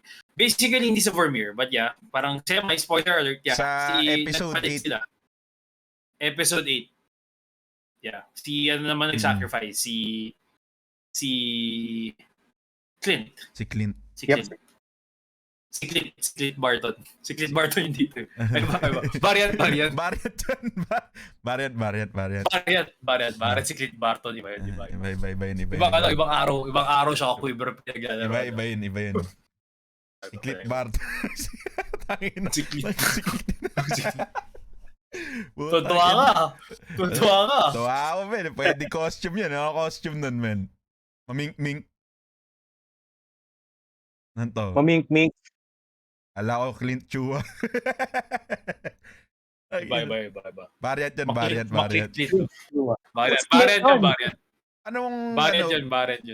Anong gusto nyo makita sa second season kung sakali, pre? Parang naalala ko nga dito, nung bata. Familiar ba kayo dun sa Kablam? Sa Nickelodeon? Yes. Yes.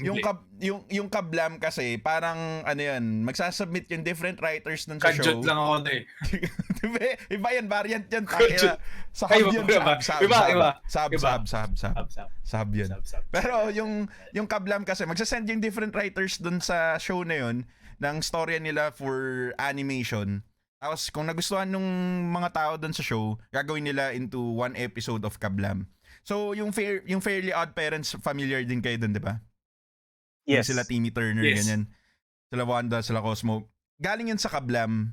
Tapos parang sa sobrang ganda ng reception nung episode na yun, ginawa siya into one series talaga sa Nickelodeon na nag-span for ilang years, nag-run for ilang years yung Fairly Odd Parents. So, yung point ko, para papunta ako doon sa what if, kung gano'n na lang gawin nila, kung ano yung may nagustuhan na tao na episode, yun na lang yung gawin nilang buong series. Kasi ako talaga, gusto ko talaga makita yung Marvel zombies pare, na kung paano siya sa simula tapos expand nila yun hanggang sa dulo. Wala akong pakialam kung lahat sila maging zombies, basta gawin lang nilang series yun. Kasi mas magiging interesado pa ako doon kaysa makakita ng isa pang crossover. Kasi nakukuha na natin yun sa MCU eh. Parang ano na nga eh, parang sanay na yung mga tao. Kaya feeling ko hindi natin nakita yung Endgame, tapos nakita mo tong animation na to na mawawaw ka eh. Pero since sanay na tayo dun sa mga crossovers, parang wala na tayong pake dun sa mga yun. Pero anyway, na-spoil na tayo eh. Yun na yun eh. Kasi, pero agree ako sinabi mo pare. Diba? Gusto ko talaga ng zombies na series, standalone, limited series. They can even cancel yung time na tineleport na yung mga zombies dun sa final battle. I mean, this show doesn't follow rules anyway, so, di ba? Diba? So, kung sabi ni Robin, kablam, tangina, classic gago. Oh, kalma lang, ba't galit ka? Sabi ni Robin, masyado nang gigigil eh. Robin, chill, gigil na gigil. Tangina, classic gago. Tangina, mura ka po. Imagine kasi Robin, yung mukha ni Cardo, yung nakadila pa, yung nakaganon. Kablam. Kudit ka. Pero, gigil na gigil. Ang ganda nun, kahit hindi na buong series, bigyan mo na lang ako ng second episode, putang ina, sobrang bitin ako dun. I think that's really good idea talaga, limited series. Pero I mean like, yun yung not like What If Zombies. Sobrang yun yung kailangan. Kayo, may papipiliin kayo, anong storya doon yung gusto nyong expand? Well, pare, I think sobrang dali nung nung zombies, number 1 yun. Pero kung may isa-suggest akong parang what if na gusto ko maging limited series, kasi for me, sa MCU, isa sa mga parang foundational relationships ng characters is si Captain America, si Peggy, at saka si Winter Soldier. Parang yung tatlong yun intertwined siya eh. Parang isa yun sa mga parang foundational stories nila. Sa isang what if or parang what if na limited series, gusto ko sana mangyari.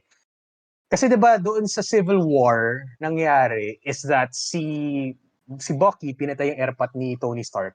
Therefore si Tony Stark naburat kay Bucky, gusto siya patayin. 'Di ba? Tapos si Tony Stark tapos si Captain America is the one that wanted to save. Gusto ko sa isang alternate universe pare, si Bucky pinatay si Peggy pare. Tapos yung magiging Civil War or parang something like that.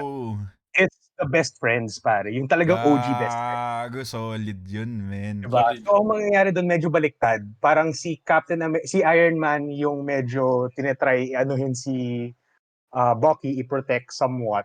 Tapos si Captain America yung nasa offensive. So I want to see a dark Captain America. Yun nga, not parang Squid Game not nangyayari, man. Diba? Not in a parang US agent. Kasi si US agent is just a copy of Captain America. I want to see a Captain America with, alam mo yun, yung talagang pinush yung niya, yung parang moral compass niya. Kasi dito natin makikita si Captain America, depende kung paano nila i-write, pero I really think that we would see Captain America really shine kung paano siya talaga as a character. Kasi tangina pare, pinatay yung one and only love niya pare. And I want him to deal with that emotion. Yes. I want him to, alam mo yun, to work with that, kung anong gagawin niya doon. And it's really interesting for me to see that, pare. That's probably one of my suggestions. Grabe. Yeah, I think that's the beauty of this what if. I mean, there's so many possibilities. Alam mo yun, na parang if they're gonna continue this for a second season, mas gusto ko nga na i-continue to na parang every episode is just a standalone episode. Alam mo, it's just a universe. Basically, kasi Watcher is us eh. That's supposed to be us eh. Diba? Kung ano ini-imagine natin, yun dapat yung parang pinapanood natin supposedly. Diba? So, if there's going to be a second season, first is madami kang possibilities kasi pasukin. Like that, a Dark Captain America, maybe for me naman, yung smart, basically will get the Iron Hulk or yung parang Hulk na Iron Man. So basically, si Hulk talaga legit na Iron Man. So si Bruce Banner. Yung isa ko sa mga naisip na gusto ko makita. And then, other variation, like Tony Stark. What if si Tony Stark yung greatest villain ng MCU? Na parang, even if the Avengers couldn't beat him, di ba? Parang, imbes na si Thanos yung naghahanap ng Infinity Stones, it was Tony Stark. Do you get my point? So parang, ang dami kasi, parang Lex Luthor, ang daming possibilities eh. Oo, di ba? So, ang daming possibilities. Yeah. Parang ganun nga siya. Ang daming what if possibilities na ang sarap paglaruan sa isip eh. Na sana, naitake nga nila, hindi naman nila kailangan i-connect talaga eh. Na parang gusto mo lang panoorin kasi it's fun eh. And for 30 minutes to give you a glimpse of it, I think it's already a win as a fan. I agree. Parang snack size lang pare, di ba? Which is parang yung nakita ko kanina watch it. I mean, the beauty of What If is parang meron siyang yung parang childlike or yung parang nung bata tayo na pag-uusapan natin yung mga ganitong characters sa parang, uy pare, what if ito yung nangyari, what if yun nangyari. Parang nag-uusap tayong ganun nung when we were younger. We didn't have to fucking make a long ass story. Parang it would just kailangan like snapshot lang kung ano nangyari and see what's going to happen there. It's still going to be a very interesting scene or show, diba? May sinabi si parang Robin na I wanna see what if expanded to the X-Men world right na before yung Hulk versus Wolverine. What if storyline ba yung kay Hulk tsaka yung Wolverine? Di ba nangyari talaga yun? It did happen. I think maybe Rob is saying he wants to see a show about that. Gets. Na parang pag nakuha na talaga yung full pag nakuha na yung full copyright or yung full They do already pare, by the way. But siguro inaantay lang nila eh. Pero kasi siguro inaantay lang ilabas mo sa MCU. Pero nangyari talaga yun eh. Kasi si Wolverine, alam ko, first time siyang lumabas sa isang issue ni Hulk. Yun yata yung... I have that comic book, by the way. Yun nandyan, man. Pati yun nga, nandyan pa sa'yo. Ang ina, wait lang. Yes. Fan service. Sige. Kago, ang lupit nun. Kung makita ako. Malupit talaga. Kung makita natin, isipin mo kung sino man yung bagong Wolverine. Kahit sa movies nga or kung si Charlie Dunham nga talaga yung next Wolverine, as kalaban niya yung... Gagawin kahit sa animation, okay na rin. Maangas na rin siya. Hindi, ginawa na kasi nila eh. Yung Hulk vs. Wolverine sa animation eh. Pero, ang tawag dyan, kung gagawin nila yung live action, let's say, di ba, parang sinasabi ng mga tao ang gusto nilang next Wolverine si Charlie Dunham. Kung gagawin nila yung laban kay Mark Ruffalo na Hulk, kung paano nila i-introduce si Wolverine, gagawangas nun, pre. Sobrang excited din ako makita yun sa big screen kung sakali. Gago, may naisip ako isang what if ngayon. Parang tangina, what if Marvel characters tapos Mortal Kombat style? Tangina, parang angas nun, man. Anong ibig mong sabihin? Parang Mortal Kombat within the MCU to save the universe or like save your world. Maglaban, gets? Kung sino magte-take over ng realm, parang ganun. Not realm, but your universe. Like example, for Earth, sa lugar ng Titans, sa mundo ni si Batista ulit. Forgot his name. Si Drax. Si Drax. Diba? So parang may lang ako doon para speaking of Drax. Sobrang gusto ko yung part yung kay T'Challa na sinabi niya buhay pa yung asawa at anak niya kasi na-save ni Star-Lord yung yung invasion pare. Sobrang galing gago, tonto ako doon. Saya ko doon. It's only me na sobrang support ni Peter Quill pare. Yun nga eh. Actually. Bobo siya gago.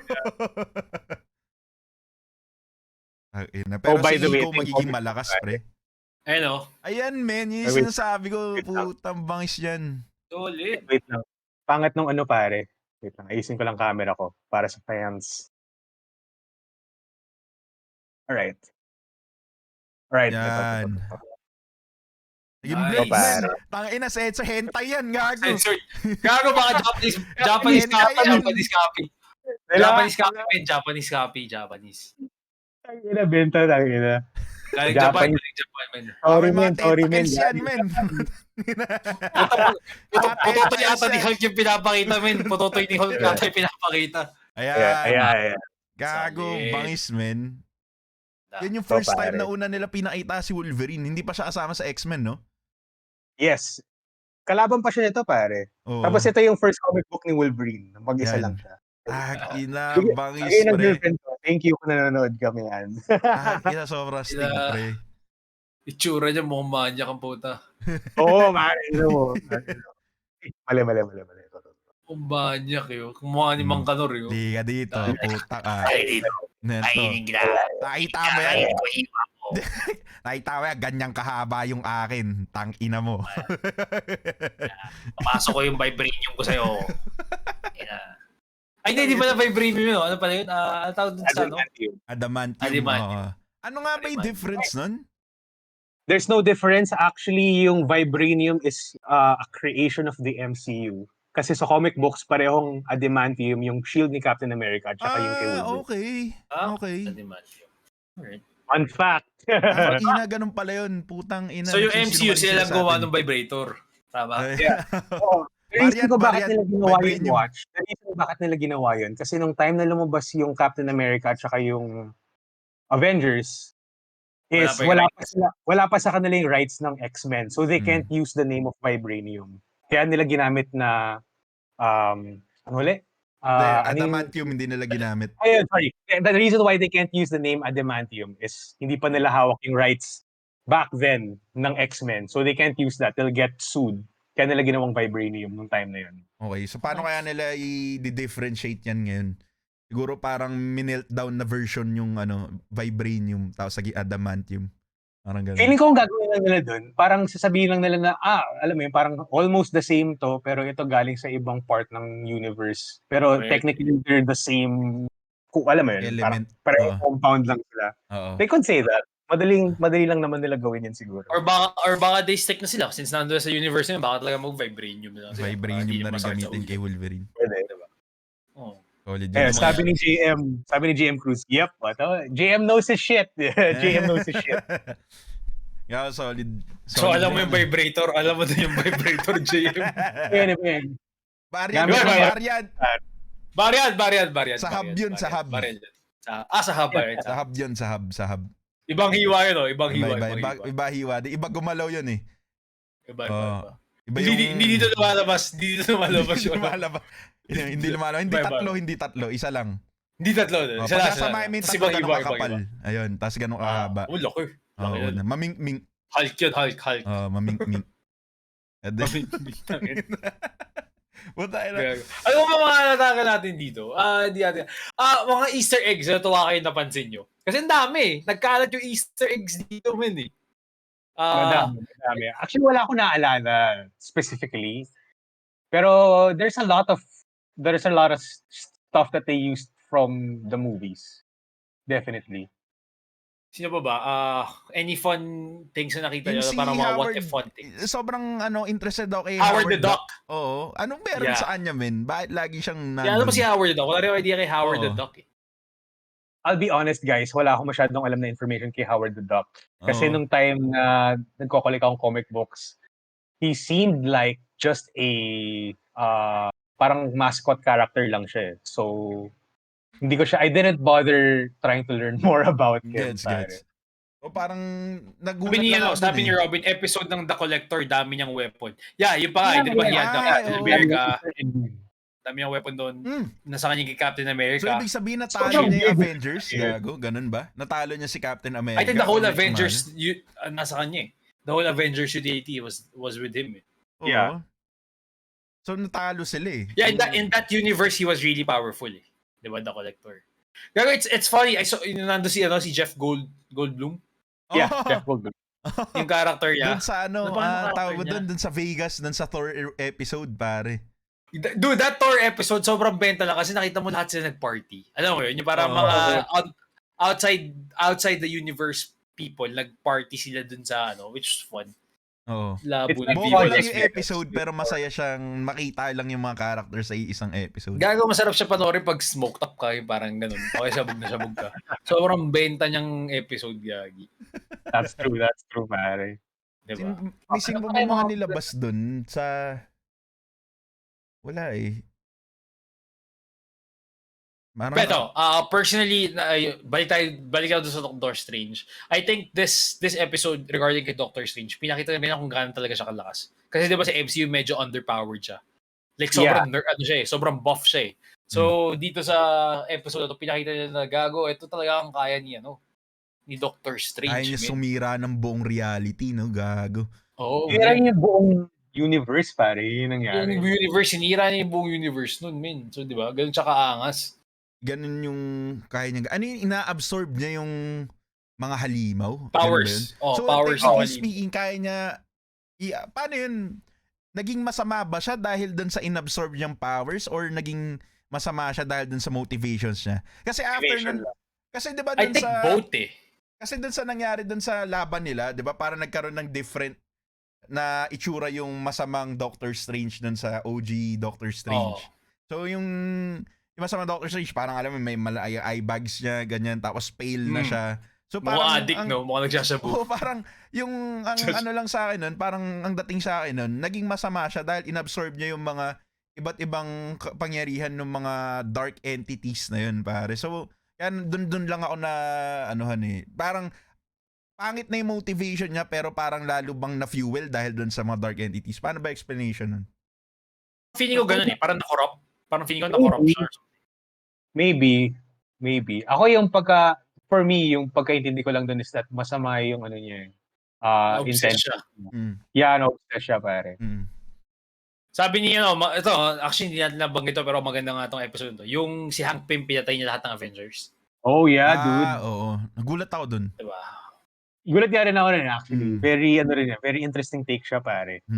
So doon, actually pinakita rin nila, technically si Ant-Man, hindi lang siya gaganon-ganon. Alam mo, yung parang Scott lang na tatawa-tawa lang. Talagang, he's really strong, di ba? Na his power is not something that you'll actually supposed to forget. Depende sa ginagamit siguro. Baka si Hank kasi. Si Hank Pym yung... si Hank kasi magaling eh. Si Scott siya yung OG. Laugh trip lang siya eh. OG nga siya, pare. Yung OG Saka mas Ant-Man. matalino siya eh. Kumbaga, he has the foresight of researching about his opponents before. May pagka-Batman effect siya eh. Doon sa episode na yun. But I'm not sure, even in comics he's the smart Ant-Man, if I'm not mistaken. Definitely, he is. Si Scott talaga lang siya eh. Alam mo yung ending nun, ang akala ko mangyayari, parang siya yung Loki doon sa episode na yun yung variant na President Loki. Kala ko siya yun. Kasi di ba parang nirule niya yung buong mundo. Tapos parang kala ko kunin siya ng TVA. Parang may ganun na akong naiisip sana dun. Kala ko yun yung mangyayari dun sa ending. Kasi di ba yun nga, naging ruler siya ng tawag mo dyan, ng buong mundo. Tapos yung President Loki na yun dun sa Loki series, kinuha siya, pinull out siya ng TVA kasi ganun yung ginawa niya.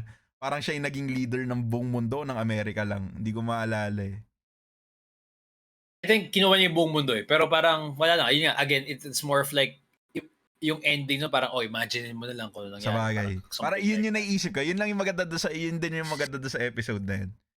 By the way, guys, ang pagkakaintindi ko, kaya nila nirelease yung What If na series after Loki is because dahil namatay si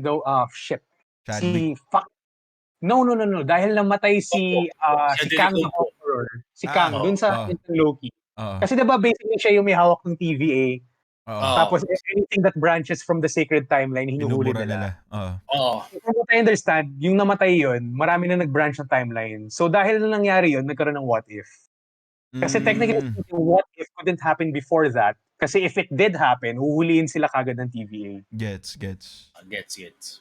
So si Watcher, ano ginagawa niya? Ano guys, si Watcher? Nunod lang. The Watcher nga bawal siya talaga kumilos eh. Yun talaga yung papel niya kahit sa comic books eh. Pero binrate niya yun, binrate niya. Tangin na, pinasok ba naman yung bahay niya eh. Tangin na, nagtaka siya eh. Ba't ako titingnan nito? Ulol siya eh.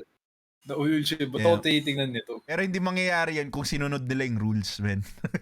Hindi mangyayari yan. Hindi siya makakapunta doon, men. Kahit gamit niya yung lahat Tsaka ng Infinity anim, no? Stones. Anim yung Infinity Stones na gumagana kay Ultron, no? Yes. Ilan ba Infinity Stones? Di ba 5 lang Infinity Stones, technically? 6. Six. 6 pare. 6. Yep. 6 plus yung nasa utak niya. So, bali 7. Yung Mind Stone, di ba? Nasa utak pa rin yan, no? Tama pa rin. 5 yung So, nandito sa chest niya. 5 yung nasa chest niya. Tapos yung Mind Stone nasa kanya pa din. 5 lang ba? Hindi ba 6? 5 pare. 6 yung nasa chest niya ata eh. 5 Ba pare. yata yung sinend na drawing ni Robin sa atin sa GC? Doon ako nagtaka eh. Variant. Bakit sumobra Infinity Stone? Baka mali Speaking drawing. Speaking of Infinity Stone stones, I think isa sa mga nagustuhan kong parang exploration sa what if nung episode 8 and 9 is because nakita natin yung gaano kalakas talaga yung taong may hawak ng Infinity Stones. Mm-hmm. Yeah. Parang yung nangyari lang sa Avengers Endgame, parang si Thanos parang very ano pa siya eh. Parang mabait pa si Thanos eh. Yung parang ang gusto lang talaga gawin ni Thanos, gusto lang niya talaga mag-snap ng fingers to cut the entire universe's population in half. As in yun ang talaga intention niya. Pero if he was power hungry, he could have done like Ultron level kung paano nangyari sa episode 8 and 9 na yung tipong, alam mo yun, ang dami pa niyang baliw na pwedeng gawin. So I think it's a good, masaya makita na parang gago, ganito pala ka talaga kalakas na yung tao na may hawak ng complete na Infinity Stones. Kasi nakita lang natin sa movies is, alam mo yun, parang dinidefend lang niya yung sarili niya eh. Yun yung nakikita natin eh. Yeah. Tsaka diba, I think it became a running joke the whole show dun sa T'Challa. Yung dinidefend pa rin ni Thanos yung idea na hindi siya genocide. Kasi random. Diba? So, I mean, ako natutuwa sa episode na yun kasi parang sobrang lighthearted nung Thanos na nakuha natin. Diba? Yeah. And also, speaking of, pinakita rin nila kung gaano kadali patayin si Thanos. Diba yung ginawa ni Ultron? Yung hinati lang niya si Thanos nung biglang nag-appear si Thanos sa harapan niya. Na may Infinity Stones na hawak May reason daw behind that, pare, sabi ng director. So, sinabi ng director na yun is that yung version ni Thanos doon sa universe na yun is not as, parang hindi siya ganoon ka-sharp as the Thanos that we got in our universe. Kumbaga, medyo more on mayabang yung, not really mayabang, pero yung overconfident. Mas overconfident yung Thanos ng universe na yun than yung nakuha natin. So, when he went to check on Vision and or Ultron, parang he was overconfident na parang, meron akong 5 Infinity Stones, so parang hindi ko na kailangan malaman kung ano yung pinapasok ko. So, because of that miscalculation, namatay siya kagad. Kasi basically, what the director was saying was that yung Thanos na nakuha natin sa movies is really more of a, alam mo yun, parang more complete person in a sense na he's not only strong, pero he's not overconfident na talagang pinag-iisipan niya talaga kung paano yung mag-strategize sa battle. So, kumbaga, the reason Like, it gets cute. Pero the thing is, you had the 5 Infinity Stones. So, ibig sabihin, gano'ng kataka yung Thanos na yun. Na parang, nung pagpasok. Nung nakita yun, like, gago, pero nakakuha ko ng 5. Pero sobrang tao. Kasi, I mean, like, if you think about it, sa movie, doon sa Avengers Endgame na nakuha natin, tangina, kung isipin mo, kung yun lang pala yung kailangan gawin ni Vision, bakit the whole time tinatanggal pa nila kay Vision yung shit? Diba? So, ako, for me, pare, if yung Thanos na pumasok doon sa if yung Thanos na pumasok doon sa scene na Ultron na pumatay sa kanya is the Thanos that we got in the movies, is even before pa niya mahati sa dalawa yon, ginamit na niya yung time stone nun, pare. Kasi he was already, may foresight na siya makikita na parang, this guy can really sa kanya. Yeah. Kumbaga, yun yung sinasabi ng director na parang, the reason, yung what if marami siyang universes at the same time, marami rin siyang variety of characters na iba-iba talaga yung level of kung paano sila naging sila. Alam mo yun? Pero since ganun nga yung usapan, pare, napaisip ako doon, ano mas gugustuhin yung kalaban sa movies? Yung Ultron na may Infinity Stones or si Thanos pa din? Maganda siya. Para ako, tangin na, kung ikaw yung nasa universe na yun, parang mas gusto mo, kalaban mo si Thanos na lang. Dahil yung Ultron dito, gago, talagang, I mean, like, wala talagang puso, wala kahit na. It's basically just destruction for him. Yeah. Pero ano mas magandang movie? Kumbaga, ano mas magandang endgame version? Kumbaga, same scenario sa movies, Pero kumbaga, ang kalaban lang nag-iba, si Thanos or si Ultron. Sino mas gusto nyo? I guess Sino it's yung mas Ultron. magiging mas epic, tingin nyo? I think it's Ultron. In my opinion. I think they should do an Ultron movie again. Bawiin nila yung movie na yun. There's a possibility, pare, na gano'n nila yun. Kasi boy pa rin naman yung Infinity Stones, pare, sa MCU. So, I suggest that they try to do something like that. Kasi, yeah, it is an interesting story, especially what we saw on the capabilities of what Ultron can do. Sa episode 8 and 9. Pero I don't know, pare. For me kasi yung nangyari sa MCU is already 10 out of 10. So, alam mo yun, parang odds, pare, di ba? Parang odds. Parang dito ka ba sa alam mong 10 out of 10 or dito ka sa parang possible na 10 out of 10 pero hindi ka sure. So, I would say pare Thanos pa rin, pare. Ang ganda na nangyari doon, pare. Yeah. So, I guess, feeling ko rin kaya ganun is basically, pag binigyan nila kay Ultron yung baka overpower masyado. So, it's again, this is one of the best things about What If is basically bigyan tayo ng idea. Pwede tayo mismo gumawa ng sarili nating what if storyline sa hindi nila naiisip, di ba? So, kung ako yung papipiliin, mas gusto kong makita yung Ultron talaga, pare.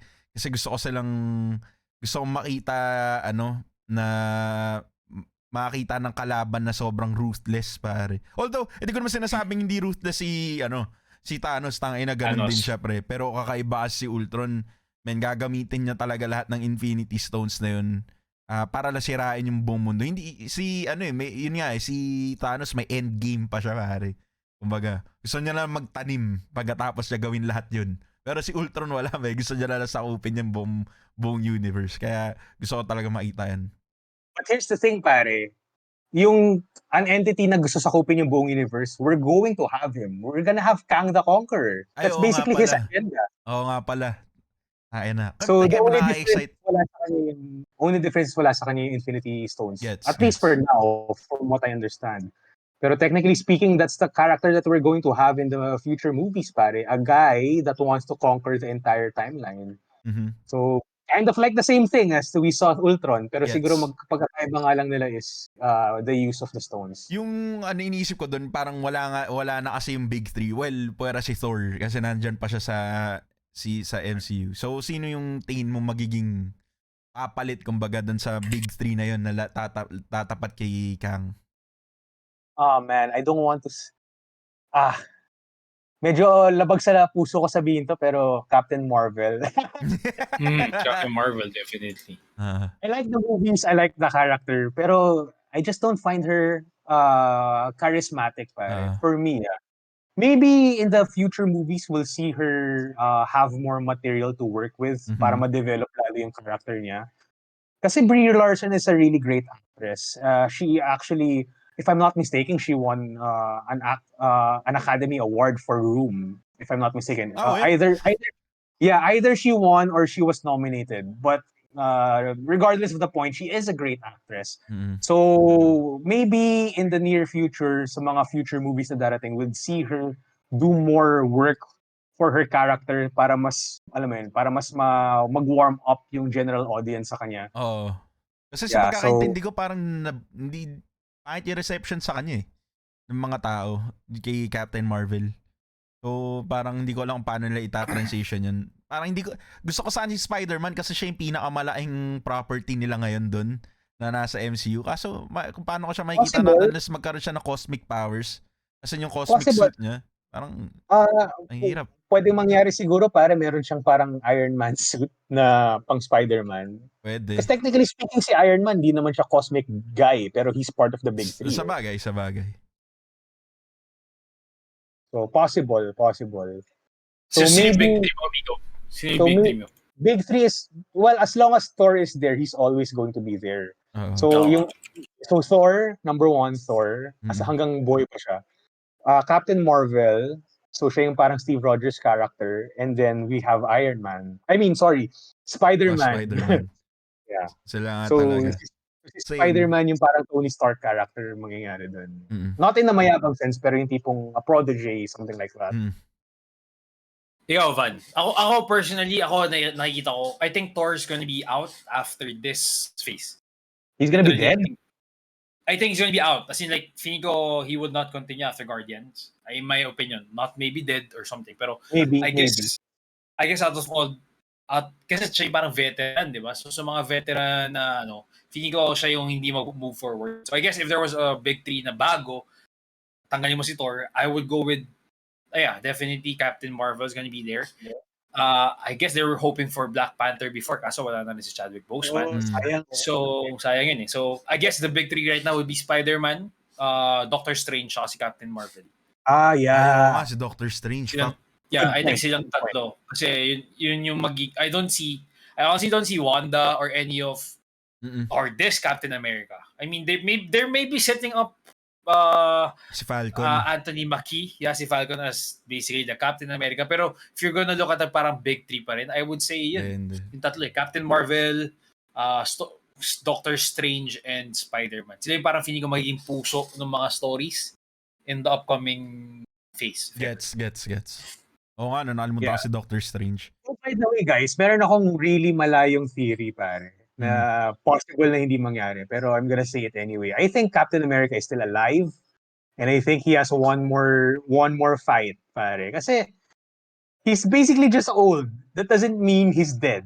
And hindi pa talaga confirmed sa MCU at saka sa shows kung talagang namatay siya. Alam mo yun? Everyone is just saying na he's gone, but no one is saying he's dead. So I think that he's still alive. Parang paano, yung matandang version niya na yung babalik? Pwedeng utak, general, something like that. Kasi diba parang may ganun nangyari sa comics na binigay uli nung nag-give up na si Falcon para maging Captain America, binalik niya yung shield kay Steve na matanda na siya. Tama ba? Parang may ganun ako nakita eh. Yeah. May isang story na nangyari yun. Pero I think what would happen is that ang feeling ko mangyayari dito, pare, sa pinaka parang end game siguro na movie is that mauupakan yung mga superheroes, tapos nandun si Falcon as Captain America, tapos alam mo yung shield niya parang is somewhere. Kasi, hindi niya mabasag na, pero alam mo yung nabitawan na niya, so naiwan niya somewhere sa battlefield. Tapos like out of nowhere, si Steve Rogers babalik, kukunin yung shield, tapos meron siyang kasama Secret Avengers. Hindi na left, on your right. Ano ba yung magbabalik ng on your left? Pare po! Kasi may kasama siyang Secret Avengers. Kasi pare, where is Steve Rogers and what has he been doing? For me, pare, hindi siya patay. For me, he's in the underground still working with people, with superheroes, and assembling his own team, pare. Because that's what he does, pare. Alam mo yun, that's him. He's a leader. Yes. As long as he's not dead, he's going to do that. So dun sa parang next endgame na mangyayari, posible yung mangyari yun, pare. Siya yung magsasabi na on your left, instead of picking up the Mjolnir, he's gonna pick up his shield, and then he has his Secret Avengers with him. Sa bagay sa nakita natin, pero sa bagay sa nakita natin sa Falcon and the Winter Soldier, para sa mga matatandang super soldiers, kago kaya pa nila lumaban kasi si Isaac ganun. Exactly. Diba? So pinakita nila na ganun pa rin. So hindi malayo yun pa. Pero may malayo naman yung pinakita. Well, I mean, in my opinion, this is the Steve Rogers we're gonna get here is maybe like Steve Rogers Captain America. Maybe on a different universe or something like that. I don't know. Possible. Kasi yung matandang pinakita nila dun sa Captain sa Endgame, puta, may mukhang matanda talaga yun. Mukhang malayo kay Isaiah yun eh. Mukhang pa nagsuntukan yung dalawa, baka ni Isaiah talaga yun. So maybe just Chris Evans coming back. So gagawin si Ilnam na yun, di tangin na. Si Ilnam na yun, pare. Pero yeah, I get the point. Hindi pa patay si Steve Rogers. I honestly believe hindi pa patay si Chris Evans as a Captain America. Yep. So I guess he'll come back. Yeah, he'll come back one way somewhere. Pero I don't think yung matandang Captain America yung makikita natin. I just in my opinion. Well, si Ilnam na gago. Squid Game na yung gago. Ilnam yan, gago. Pero kung ganun man yung gawin nila, parang ayoko sana gawin nila, okay di sana yun, pero wag naman yung same exact scene sa Endgame. Parang nakita na natin yun eh. Hindi ko alam kung paano pa nila gagawin yun, pero I trust naman yung, well, hindi, ewan ko ba, nagdadalawang isip ako kasi dahil dito sa nangyari sa ending ng What If, hopefully hindi nila gawin yun. Tsaka dun sa mga nangyayari inside Marvel Studios dahil nagpalit by the way, meron tayo pinag-uusapan. Presidente. Gago Steve Rogers as semi-Iron Man. Pwede. Hindi sa first episode. Sa first episode, na parang, I think that is semi-what if for that episode, na parang, what is si Steve Rogers nilagay mo sa Iron Man suit? Kinda ish like that. Diba? That was what? Stomper ata yung pangalan ng suit na yun, no? Stomper. Di ba yung Nazi killer? Di ba yung Nazi killer? Parang gano'n. Di ba may name siya? Hydra Stomper. Hydra Stomper. Okay. Parang Diba? hindi ko siya nagustuhan as Iron Man. Honestly, dun sa episode na yun, parang wala akong pakialam kay Steve dun sa buong episode na yun. Hindi ko na alam kasi hindi siya finlesh out. Kasi pangit ni Steve pagpayat, gago. Dahil drawing lang. Bakit yung pagka-drawing? Forgettable character siya. Kamuka. Forgettable character pagpayat, gago. What if we get old Steve Rogers in a future movie with an Iron Man suit na that would be interesting. Diba? That would be interesting. Matanda na siya, so kailangan niya ng protection, di ba? Legit na Iron Patriot, gago. Legit na Iron Patriot. Okay. Para siyang The Dark Knight Returns ang itsura niya. Pwede, gago, maangas yun. Hindi, gago, ang aas na mabaliw ako. Yung kahit yung stealth suit niya lang, men, sobrang saya ko na nun. Pag nakita ko siyang suot niya yung stealth suit niya sa Winter Soldier, masaya na ako, pre. Solid nga. Diba? Pero actually maganda idea yan, na Tony Stark wala na, tas ang pumalit Steve Rogers na Iron Man. Parang that's matanda. One last battle, tapos siya naman magsasacrifice. Gago. Wala na, patay na lahat ng niya. Naka-move on na siya sa mundo. Nagawa niya na yung kailangan niya gawin sa mundo. Kaya pwede niya nagawa. Speaking of naka-move on sa mundo, yung clit Barton na namatay yung season 8, ay yung episode 8, ganyan siya eh. Diba? Ganyan na yung paniniwaya. Parang tayo na ba't pa tayo lumalaban? Dadalawa lang tayo tao sa mundo. Yun yung yan. Diba? Pangit mindset, negative putang ina eh. Pero gagawin. Meron mas magandang mindset doon. Koko yun. Dalawa na lang tayo eh. Ba't di lang tayo dagdagan na lang kaya natin. Dagdagan na natin. Hindi, bawal nga eh. Bawal magkaanak si Black Widow eh, di ba? Bawal sila. Wala siyang Subok lang ba? Dalawa na lang tayo eh. Subok lang ba? Ay, by the way, pares, pinag-usapan natin kanina yung parang mga future animated episodes na maganda. I really want them to do, if ever hindi nila gawin na live action I really want them to do yung last mission ni Steve Rogers, yung binalik niya yung Infinity Stones. Actually, that is a good episode. Gusto nga makita. Actually, dapat yan, for me, kung feeling ko may clamor naman yung fans, kaya pwede na gawin live action yun eh. Like a limited series live action, parang 6 episodes. Di ba? 1 episode per Infinity Stone. Diba? Yeah, parang daw yung ginawa na yung Diba? Solid nun. Tapos magkikita uli sila ni Red Skull, pare. Sila yung original na rivals, pare. So, gagawin may comment si Shaq, what are you doing, step bestie? Ilang comment yan. Mga pinapanood mo siya, ibang what if yan. Gusto niya, nasa stock sa washing machine, sure. Kasi powerlifter na siya ngayon, pare. What if agent ata yun Sure yan, yung mga gusto niyan, may washing machine. Sure ako, madaming washing machine sa bayan si Shaq. Putangin na. Para pag may bisita. Sure. I'm busy, step sis. I'm busy, step bestie. Don't bother me. Magsama. Pero yun nga, kung gagawin man nila yun lang yung question ko dun. Kasi since ibabalik niya na lang yung Infinity Stones, ano pang problema yung may encounter niya? Hindi natin alam. I mean, like, it's again. Yeah, kasi hindi naman siya ganun. What if scenario natin, ano yung pwede niya? Base dun sa alam natin, ano yung pwede niya makaharap? Well, yung unang pwede niyang makaharap na problema is seeing his old self, kasi I think that's not supposed to happen. Kasi yung Tesseract dapat ibabalik niya rin sa camp. I forgot the name, pero yung camp, lumang army camp. So actually, Lon nga, that will already be an interesting episode kasi katulad nun, you're not gonna fight bad guys. So ang dating mo dito is more of like, tawag dito, infiltrating. So one mission would be like, I have to infiltrate this. Diba? And then the second Infinity Stone would be like, katulad nung kay Red Skull. Maybe it's more of like gawin mong personal lang. It's more of you guys talking and telling something or hindi mo kailangan pagsuntukan. So basically, para for me, ang interesting kasi may levels kang magagawa eh. Yep. Diba? Kasi kinuha ni Infinity Stones in a very different timeline or something, diba? I mean, maybe at the end, like yun, kay Red Skull, parang, for me, kung inisip mo, yung Infinity Stone na pala na yun is pag nakuha na, tapos may sinusubok magbalik, is bawal. So kaya labanan siya ni Red Skull or something, or that would be a portal of Red Skull out. So may choice siya na parang, do I break this Infinity Stone or something? Alam mo yun? So there's, again, what if possibilities eh. Kasi Google. Para siyang hindi naman siya yung parang ibabalik mo lang sa cabinet, eh, di ba? So parang ang interesting na story, di ba? So parang hindi naman siya pupunta ka sa isang lugar, balik ko na to. Okay, pagdating mo sa timeline na yun, i-check ko dito, kayo na bahala. Lilipat na ako.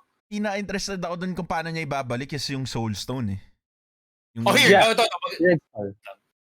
Meron bang, ito, maganda yung sabi ni Felix. So, one episode of that is infiltrating Asgard and escaping undetected. Yeah. It's interesting, di ba? Paano may papasok kay Natalie Portman yun? Kailangan may pasok. Kailangan niya saliban uli nung ether, gago. Gago. Tayo, hindi naman siya si Darna, gago na po. Kainin mo tong bato, gago. Hindi naman ganun yung gago. Parang naisip ako doon, Match. Parang kakausapin ko sa inyo to. Di ba yung ginagawa natin yung magsasalitaan ng timing, bigla mo anin, ha? Shoot mo, di ba? Parang magbubula. Kasi yun siya, ha? Tapos sabay papatay ka lang. Diba? So, interesting, diba? Tangina, pagka nakita ang episode, nagsulat ng tangina, taga-GH, nagsulat yan, men, sure. Nakita ko sa GH. Oy, si Zester, si Z, nakasama natin si Z. What's up, Z? Si Konzi yan. Si Konzi pala. Basta, sa magdalaw. Ito, meron pa siya isa sinabi. Ito, sabi ni Shaq, Secret Mission Story of Thor and Captain America in MCU Norse Mythology Adventures. Pwede, magandang what if story yan. And then, pwede rin matempt siya sa interfere with Bucky sa mga ginagawa. Pwede. Ito yun eh. Parang Steve is going back in time. So, interesting character challenges na makita na si Steve na hindi siya kikilos, na hindi umepal sa pare. Kasi ang dami niyang pwedeng i-prevent eh. Ang dami niyang pwedeng i-prevent na disasters. Pakialamero yun eh. Pakialamero si Steve Rogers eh. So, di ba? Pare, ako for me, the only reason kung bakit ko gusto makita at mapanood yung Steve going back the Infinity Stones is I want to see this scene na magde-decide si Steve na parang okay, babalik na ba ako sa timeline ko or babalikan ko si Peggy. Kasi parang for me, yun yung niya eh. Yun yung pinaka-resolution ng character niya, pare. Yung babalikan niya si Peggy, tapos hindi na siya, alam mo, hindi na siya babalik sa timeline niya. Yung tipong, I'm gonna live here with my one and true love. Parang, call me melodramatic, pero I think I really want to see that, pare, happen, pare. Sana nakikinig yung mga writers ng MCU sa atin right now. Sana nagtatagalog sila, no? Sana nagtatagalog sila. Sana nakakaintindihan nila tayo. Pero ito, kasi I think that's a good series para lang mabalik si Chris Evans if whatever possible. Di ba, mali mo, yun yung pala yung way para makita natin kung paano siya babalik. Sa universe na meron tayo, di ba? So, at saka pare, may mystery din dun, pare. For me, may mystery din yung nangyari dun sa kanya tsaka kay Peggy eh. Or if sila ba talaga ni Peggy yung nag-end up together. Kasi remember yeah, kasi malay mo parang nag-last dance sila. Tapos parang in the end, parang okay, parang hindi ko yung gusto ko. Okay, alam mo yun, hindi naman ganun ka-shallow. Pero alam mo yun, pwede silang maghiwalay. What I'm saying is, remember when old Steve came back as the older guy? Tapos tinanong ni Falcon. Parang, do you want me to tell about, parang do you want, parang may sasabihin ka ba sa akin tungkol dun sa babae mo? Parang gano'n, something like that. Sinabi ni Steve na, no, I don't think I will. So, alam mo yun, may something dun. May fill in the blanks dun, pare. Alam mo yun. Sayang eh. There's something there. Gets. Ganda nga nun kung paano. Maganda nga yun. Yung naisip ko kanina, pala iniisip ko nung kinukwento niyo kay Red Skull, puta iniisip ko yung Tesseract, yung Soul Stone nga pala yung nagbabantay no Soul Stone. Kalimutan Soul Stone, yeah. Ito, nag-comment si Nag-comment si JM. Sabi niya maganda yung Soulstone, bibigay siya ng option to return to the real world or ibalik sa era niya si Peggy. Yeah, di ba? And then also kay siya, Captain America and Red Guardian. That would be interesting. Possible, pare. Kasi Red Guardian kept on saying na nakalaban niya si Steve Rogers. Oo nga pala. Di ba? Oo nga pala. So baka yung nakalaban niya si Steve Rogers yung back in time, di ba? Ben, Hindi lang alam ng mga tao nung sa panahon na yun. Oo. Possible, pare. It's a good feeling ko pera lang ang pinag-uusapan siguro ng Marvel tsaka ni Chris Evans. Feeling ko. Just to have a new contract. From what I know, he already did. He already wrote a contract with them. Ano naman? Also may bago siyang contract. From what I know, pare, oo. Alam ko may rumors nga eh. After Endgame, alam ko may rumors eh. So, diba? Alam ko nag-settle siya with pera like lang yun, ano? a few more movies, from what I know. Ang nawala lang talaga si Robert Downey Jr. Medyo LeBron James kasi yung niya eh. Yung contract niya LeBron James eh. Yung 1 year, 1 movie. Parang puro ganun lang. Gets. Parang tapos max contract pa, no? Utang ina. Oo.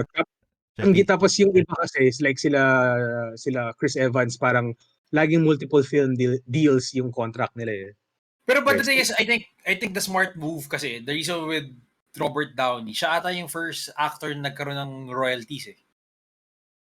I think so. That's one of his contracts eh. Siya nag-start nung trend na yun eh, na low salary but with royalties. Tapos ngayon parang lahat ng MCU na may endgame siya, literal, gago, tangin ng talino. He revolutionized basically the contracts, I think. Isipin mo sa sa endgame, Ben, kung ilang billion yung kinita nila doon, tapos sabay magkano mapupunta kay Robert Downey. Tapos yung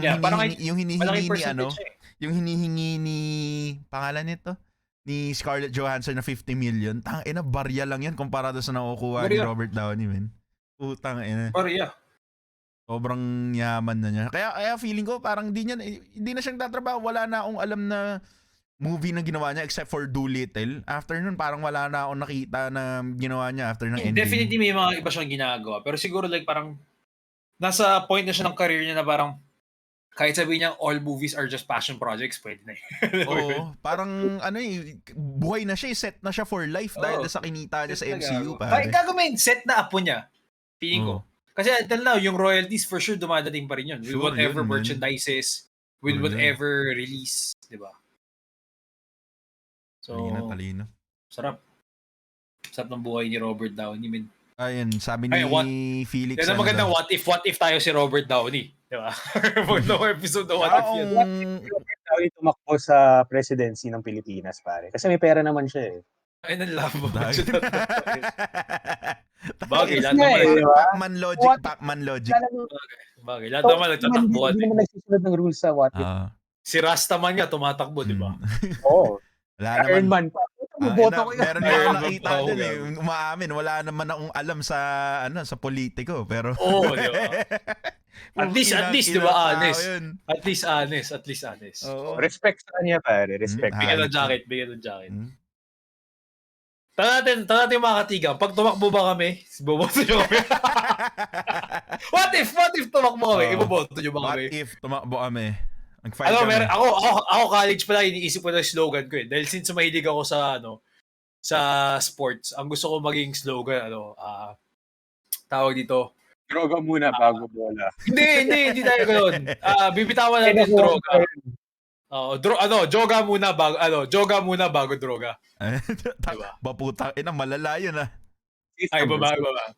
Variant yun. Hindi pwede. Joga kaysa droga, no? Joga kaysa droga. Cancel tayo ng mga feminist groups. Pero yun na mga tol, parang feeling ko tapos na tayo para pag-usapan tong what if? Anong tingin nyo? What if, yes. Okay na. Tara. I-rate na natin. Ibigay natin kung ilang inches. Ito na mga tol yung sinasabi ko eh. Nandito na tayo sa sa part ng show kung kailan bibigyan natin ka ng inches. Ito yung talong rating. Yung talong rating. Talong rating. Ayun na. Sino gusto mo na? Si paring Migo. Gumana ba yung natin, yung animation natin? Gumana. Hindi natin napapanood yun. Hindi nyo maririnig yan. Sa akin na lang yan. Magtiwala lang kayo sa tenga ko. Basta umuo siya, okay. Oo. Pag nakita niya ako sumayaw, yun na yun. Nagpe-play na yun. Sige. Alright.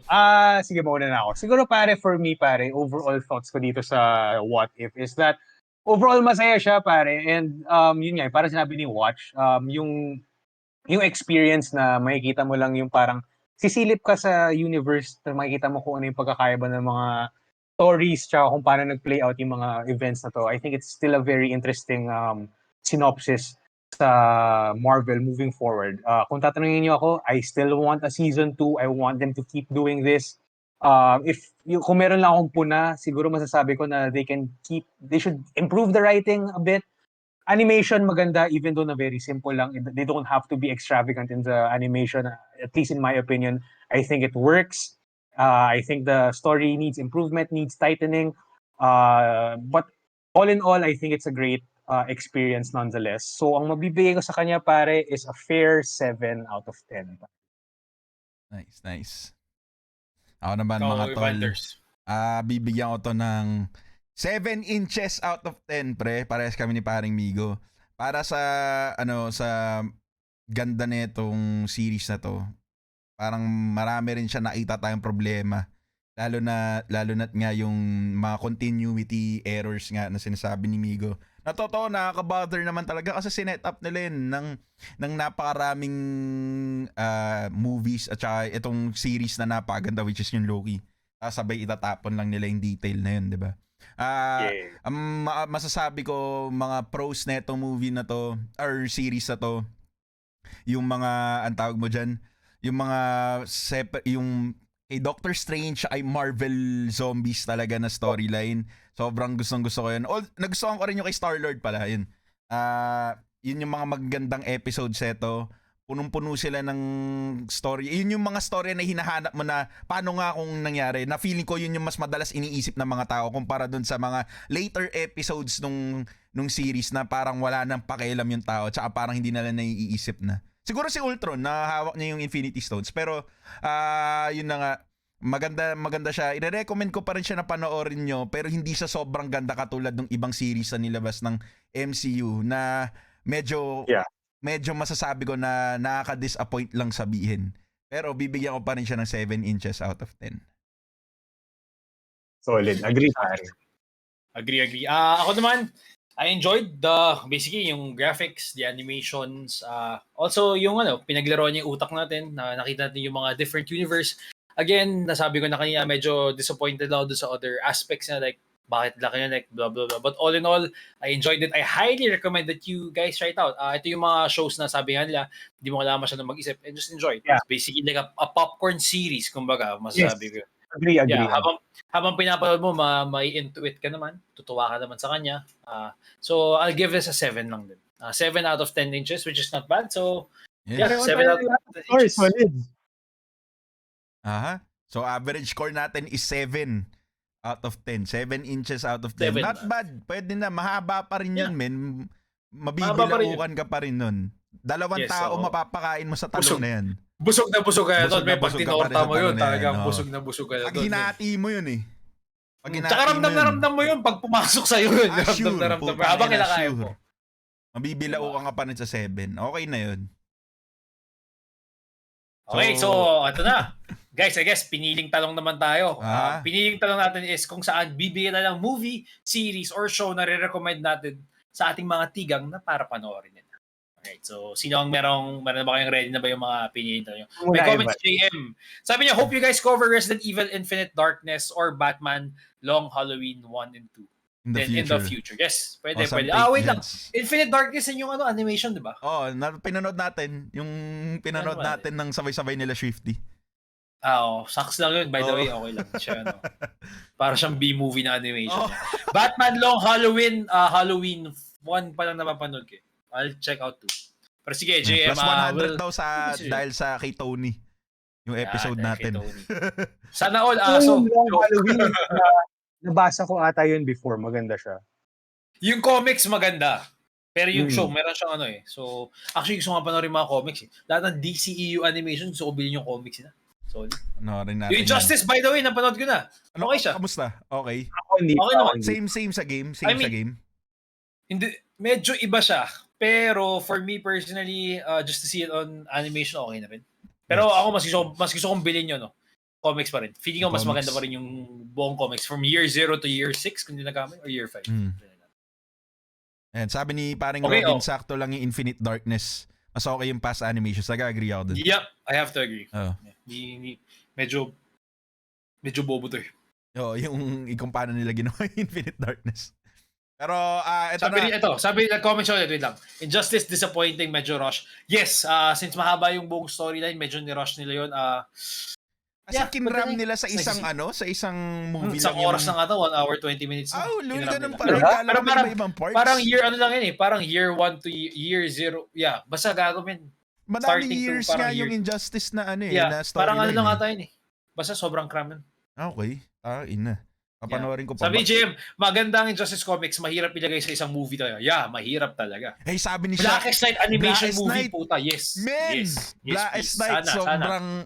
Hindi, ayoko gawin nilang animation yun, gawin nilang live action yun, Blackest Night. Live action. Isa sa mga paborito ko storyline ng Green Lantern yan, men. Tangina.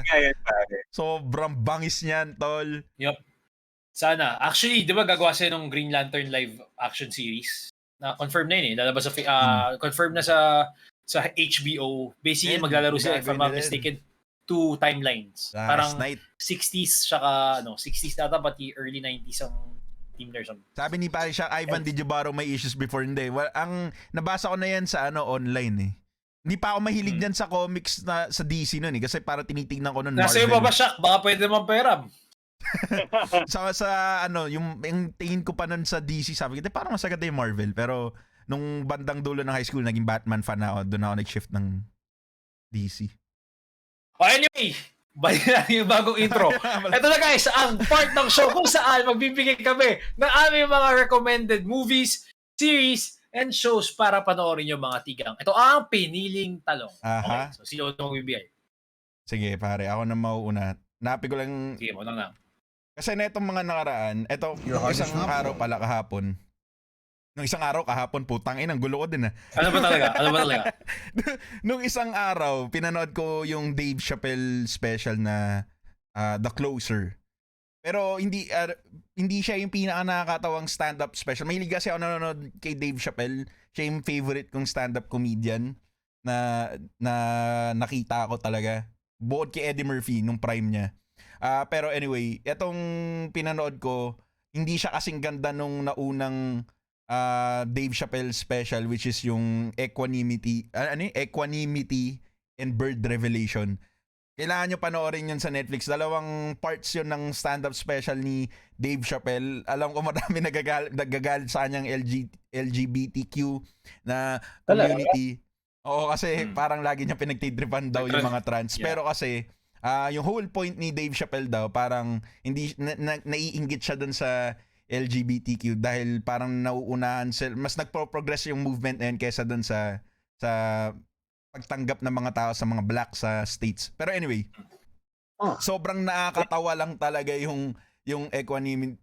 Putang hirap sabihin ng title. Equanimity, and Bird Revelation. Kasi pare, dito ko uli nakita si Dave Chappelle na bumalik sa form niya, pare. Ang tagal niya na hindi gumagawa ng stand-up special, tapos ito yung first stand-up special sa ginawa niya for Netflix nung bumalik siya. Tapos doon mo nakita kung gaano siya agaling kasi nawala siya for the longest time, para 13 years yata, 12 years siyang nawala sa industry. Tapos nung bumalik siya, sobrang laki niya pa rin comedian. Ganun siya agaling, pare. So, kung mahilig kayo sa mga stand-up na comedy, I highly recommend yung Equanimity and Bird Revelation ni Dave Chappelle. Putang ina title kasi yan. Ang hirap sabihin, men. Okay. Ikaw naman, Niyo. Yes, ako pare, for me, yung movie na marirecommend ko sa inyo, napanood ko siya sa Netflix recently din. And it is called The Next 3 Days, starring Russell Crowe, pare.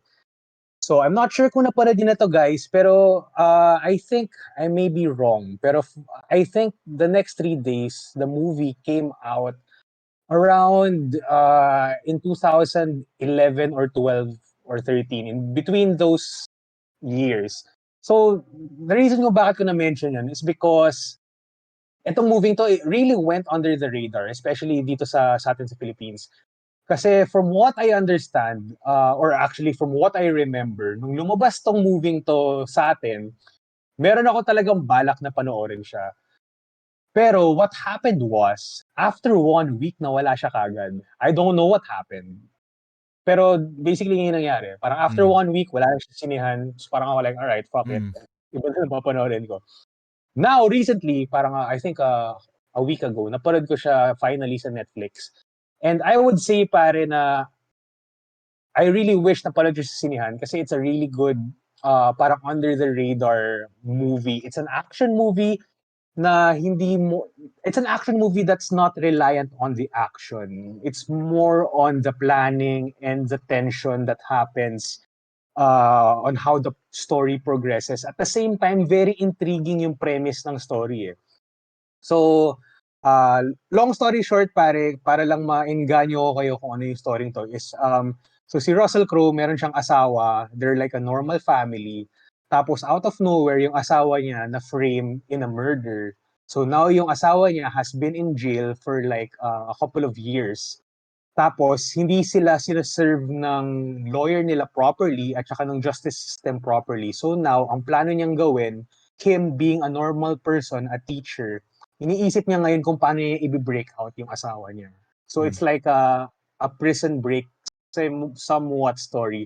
And for me, very interesting yun kasi very unique and fresh take siya on the prison break story where na hindi siya yung parang mga kriminal na may mga kakilalang mga underground people outside. This one, for me, it's unique because it's literally just a teacher, a normal person facing injustices dito sa pamilya niya and he's taking it in his own hands. So I think just that premise itself, very interesting na siya panoorin.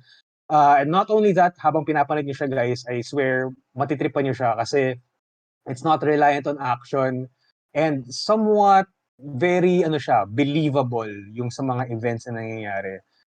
So I really recommend it. The title is again Next 3 Days starring Russell Crowe. Check it out guys. Worth the watch talaga siya. Russell Crowe, man. Alright, OG yan. great choice. Oo, The man. next 3 days. Ang sa akin naman, since ang pinag-usapan natin is basically timelines or like time traveling or whatever you call that. Ang sa akin, ang pick ko is one of the best movies ni Jake Gyllenhaal. It's Source Code. So if you guys haven't seen it, I highly suggest you watch it. It's basically about time traveling. So basically, siya. Soldiers sa dito na parang nilagay sa machine. And then this machine, you get to go back like sa 8 minutes ng isang terror attack. Then you get to see the perspective. So ang goal niya dito is basically hanapin kung sino yung bomber. But the thing is, madami siyang twist, especially at the end. So I highly suggest you guys watch it. Plus, andito isa sa mga crush, si Michelle Monaghan. Monaghan, yeah. Sobrang ganda yan. Gandang-ganda ako sa kanya. So anyway, matagal ko itong pinanood, pero mga siguro twice or thrice ko na itong binabalik-balikan. So, nice. Yeah, go guys, check it out. Source Code. I'm not sure if it's nasa Netflix siya. So, yeah, check it out. Source Code. It is. Alam ko, Adjustment Bureau. Ang alam ko, ang nando, Adjustment Bureau. Which, dati nagi ko silang nahahalo. The Adjustment Bureau, pati the Source Code. Maganda yung Adjustment Bureau, by the way. Adjustment Bureau. Solid Adjustment Bureau. Maganda movie rin. Anyway, pare, the next 3 days, nandito rin si Olivia Wilde. Yung peak niya. So, Olivia Wilde. Let's see Olivia Wilde. Yan. So yan guys, yan ang aming pinili talong of the week para sa inyo guys. So let us know kung anong feedback nyo regarding sa mga shows na pinili namin. So yeah. I guess it's time to do our outro for our episode 29. Maraming salamat guys at sinamahan nyo kami sa aming episode 29. One more episode 30 na kami. And also guys, mag-a-announce na kami. We're gonna have a Halloween special this coming October. Hindi pa namin alam kung kailan ba sa last week of October. Either gagawin another special for it or baka yun ang gagawin namin episode 31 most likely. But we'll see. So guys, tune in. Also, hope you guys could comment here or maybe agawa ko ng different post ko anong ideas ang gusto nyo pag-usapan namin this coming Halloween. Alright? So, go guys. Outro tayo. Right, guys, thank you for tuning in dito sa episode 29. Pare, malapit na kami mag-30, wala na kami sa kalendaryo. Pero remember, episode 69, dun yung pinaka-special episode namin. So stay tuned till then, pare, kasi if you guys know what's up, you know what's going down in that episode. Pero as always, guys, ako si Migo D. You can check me out in Flick Friends. Doon ako gumagawa ng mga movie and series reviews. At the same time, popost din ako rin ng mga memes, ng mga kalokohan doon. So kung trip nyo yung mga ganong shit, check out Flick Friends. At the same time, if you want more serious fitness content, check me out in Fit Friends. Doon ako gumagawa ng fitness content about healthy food and healthy meals at also mga exercises na pwede nyo gawin today. So again, Fit Friends, if you want to check out my fitness content. And yeah, thank you guys for tuning in dito sa What If episode namin. And for next week, or the next coming few weeks, magkakaroon kami ng Halloween special. So again, hintayin nyo yun, guys, kasi takotan to. Ayun na. Takutan ng ano eh. Paano to eh? Paatrasan ng Golteb. Paatrasan ng Golteb to. Pero yun na nga mga pre. Ako naman si Ivanderzz, si South Streamer ng Talong Gaming. Maraming salamat sa pag-tune in sa episode 29 namin. Maraming salamat sa mga tropa natin next day. Sila paring JM, paring Shaq, tsaka sila paring Felix. Maraming. Tsaka si paring Robin. Maraming salamat sa inyo mga tol. Kung gusto niyo naman ako mahanap, nagsistream ako sa page ko na fb.gg/I'm Ivanderzz. Tatapos na natin yung ang tawag dito, K na Bridge of Spirits kahapon. 4-hour stream ginawa natin. Lecheng boss fight yon, men. Putang inang yan. Ang hirap ng boss fight. Ayan, si JM, alam niya. Men, tsaka si Robin. Men, isang oras ko nilaro yun. Isang oras ko tinalo yung boss. Dun yung parang final boss. Ang hirap talaga ang kunat ng putang inang yun. Magagawa ko ng video na yun. Kung paano ko, kung ilang beses ako natalo. Tsaka at the same time, kung nung natalo ko siya, yung reaction ko nung natalo siya. So, stay tuned para dun or follow kayo dun sa page ko para dun sa video niyan. Pero bukas magsistream tayo ng nakakatakot since Halloween month ngayon, horror month ngayon. Mababalik na tayo sa horror stream mga pre. Kaya wag niyong tigilan yung page ko, like, share para makita niyo yung nagugulat ko. Makita tayo bukas mga pre. Yan. Alright. Thank you. And yes, to all our T-gangs na nagstay sa amin ngayon, like si JM, si Shaq, si Robin, sila Felix, mga iba bang dumaan, maraming salamat sa suporta. And for me naman, you can follow me on Instagram at KGKawachi and also follow this page, which is the Watch page. And by the way, guys, sa wakas, medyo nare-ready ko na. Yung Watch Sports Podcast, lalabas na soon. So, tayo na. Hopefully this weekend, makapag-release ako ng first episode ko. Basically, we'll talk about the NBA since ng NBA season is coming up next week. Wednesday, ang first game dito sa Philippines. So, gagawa tayo ng preview of the Eastern Conference and the Western Conference. So, let's talk about that. And I'm not sure kung makapag-stream ako this weekend. If hindi ko siya ma-stream, I'll put it in the podcast. I'll also link the podcast here. Second is, basically that's it for me. And sa baba ko kailangan makita. Wala na ata. Yun lang. Just follow me on Instagram. And that's it for us, guys. So, maraming salamat ulit. Kita-kita tayo mga tigang. Stay safe. And see you next Tuesday. Peace, guys. Bye-bye. Paalam mga pre. Paalam, baka kunin ka. Okay, we're off the air mga tol. Wait lang.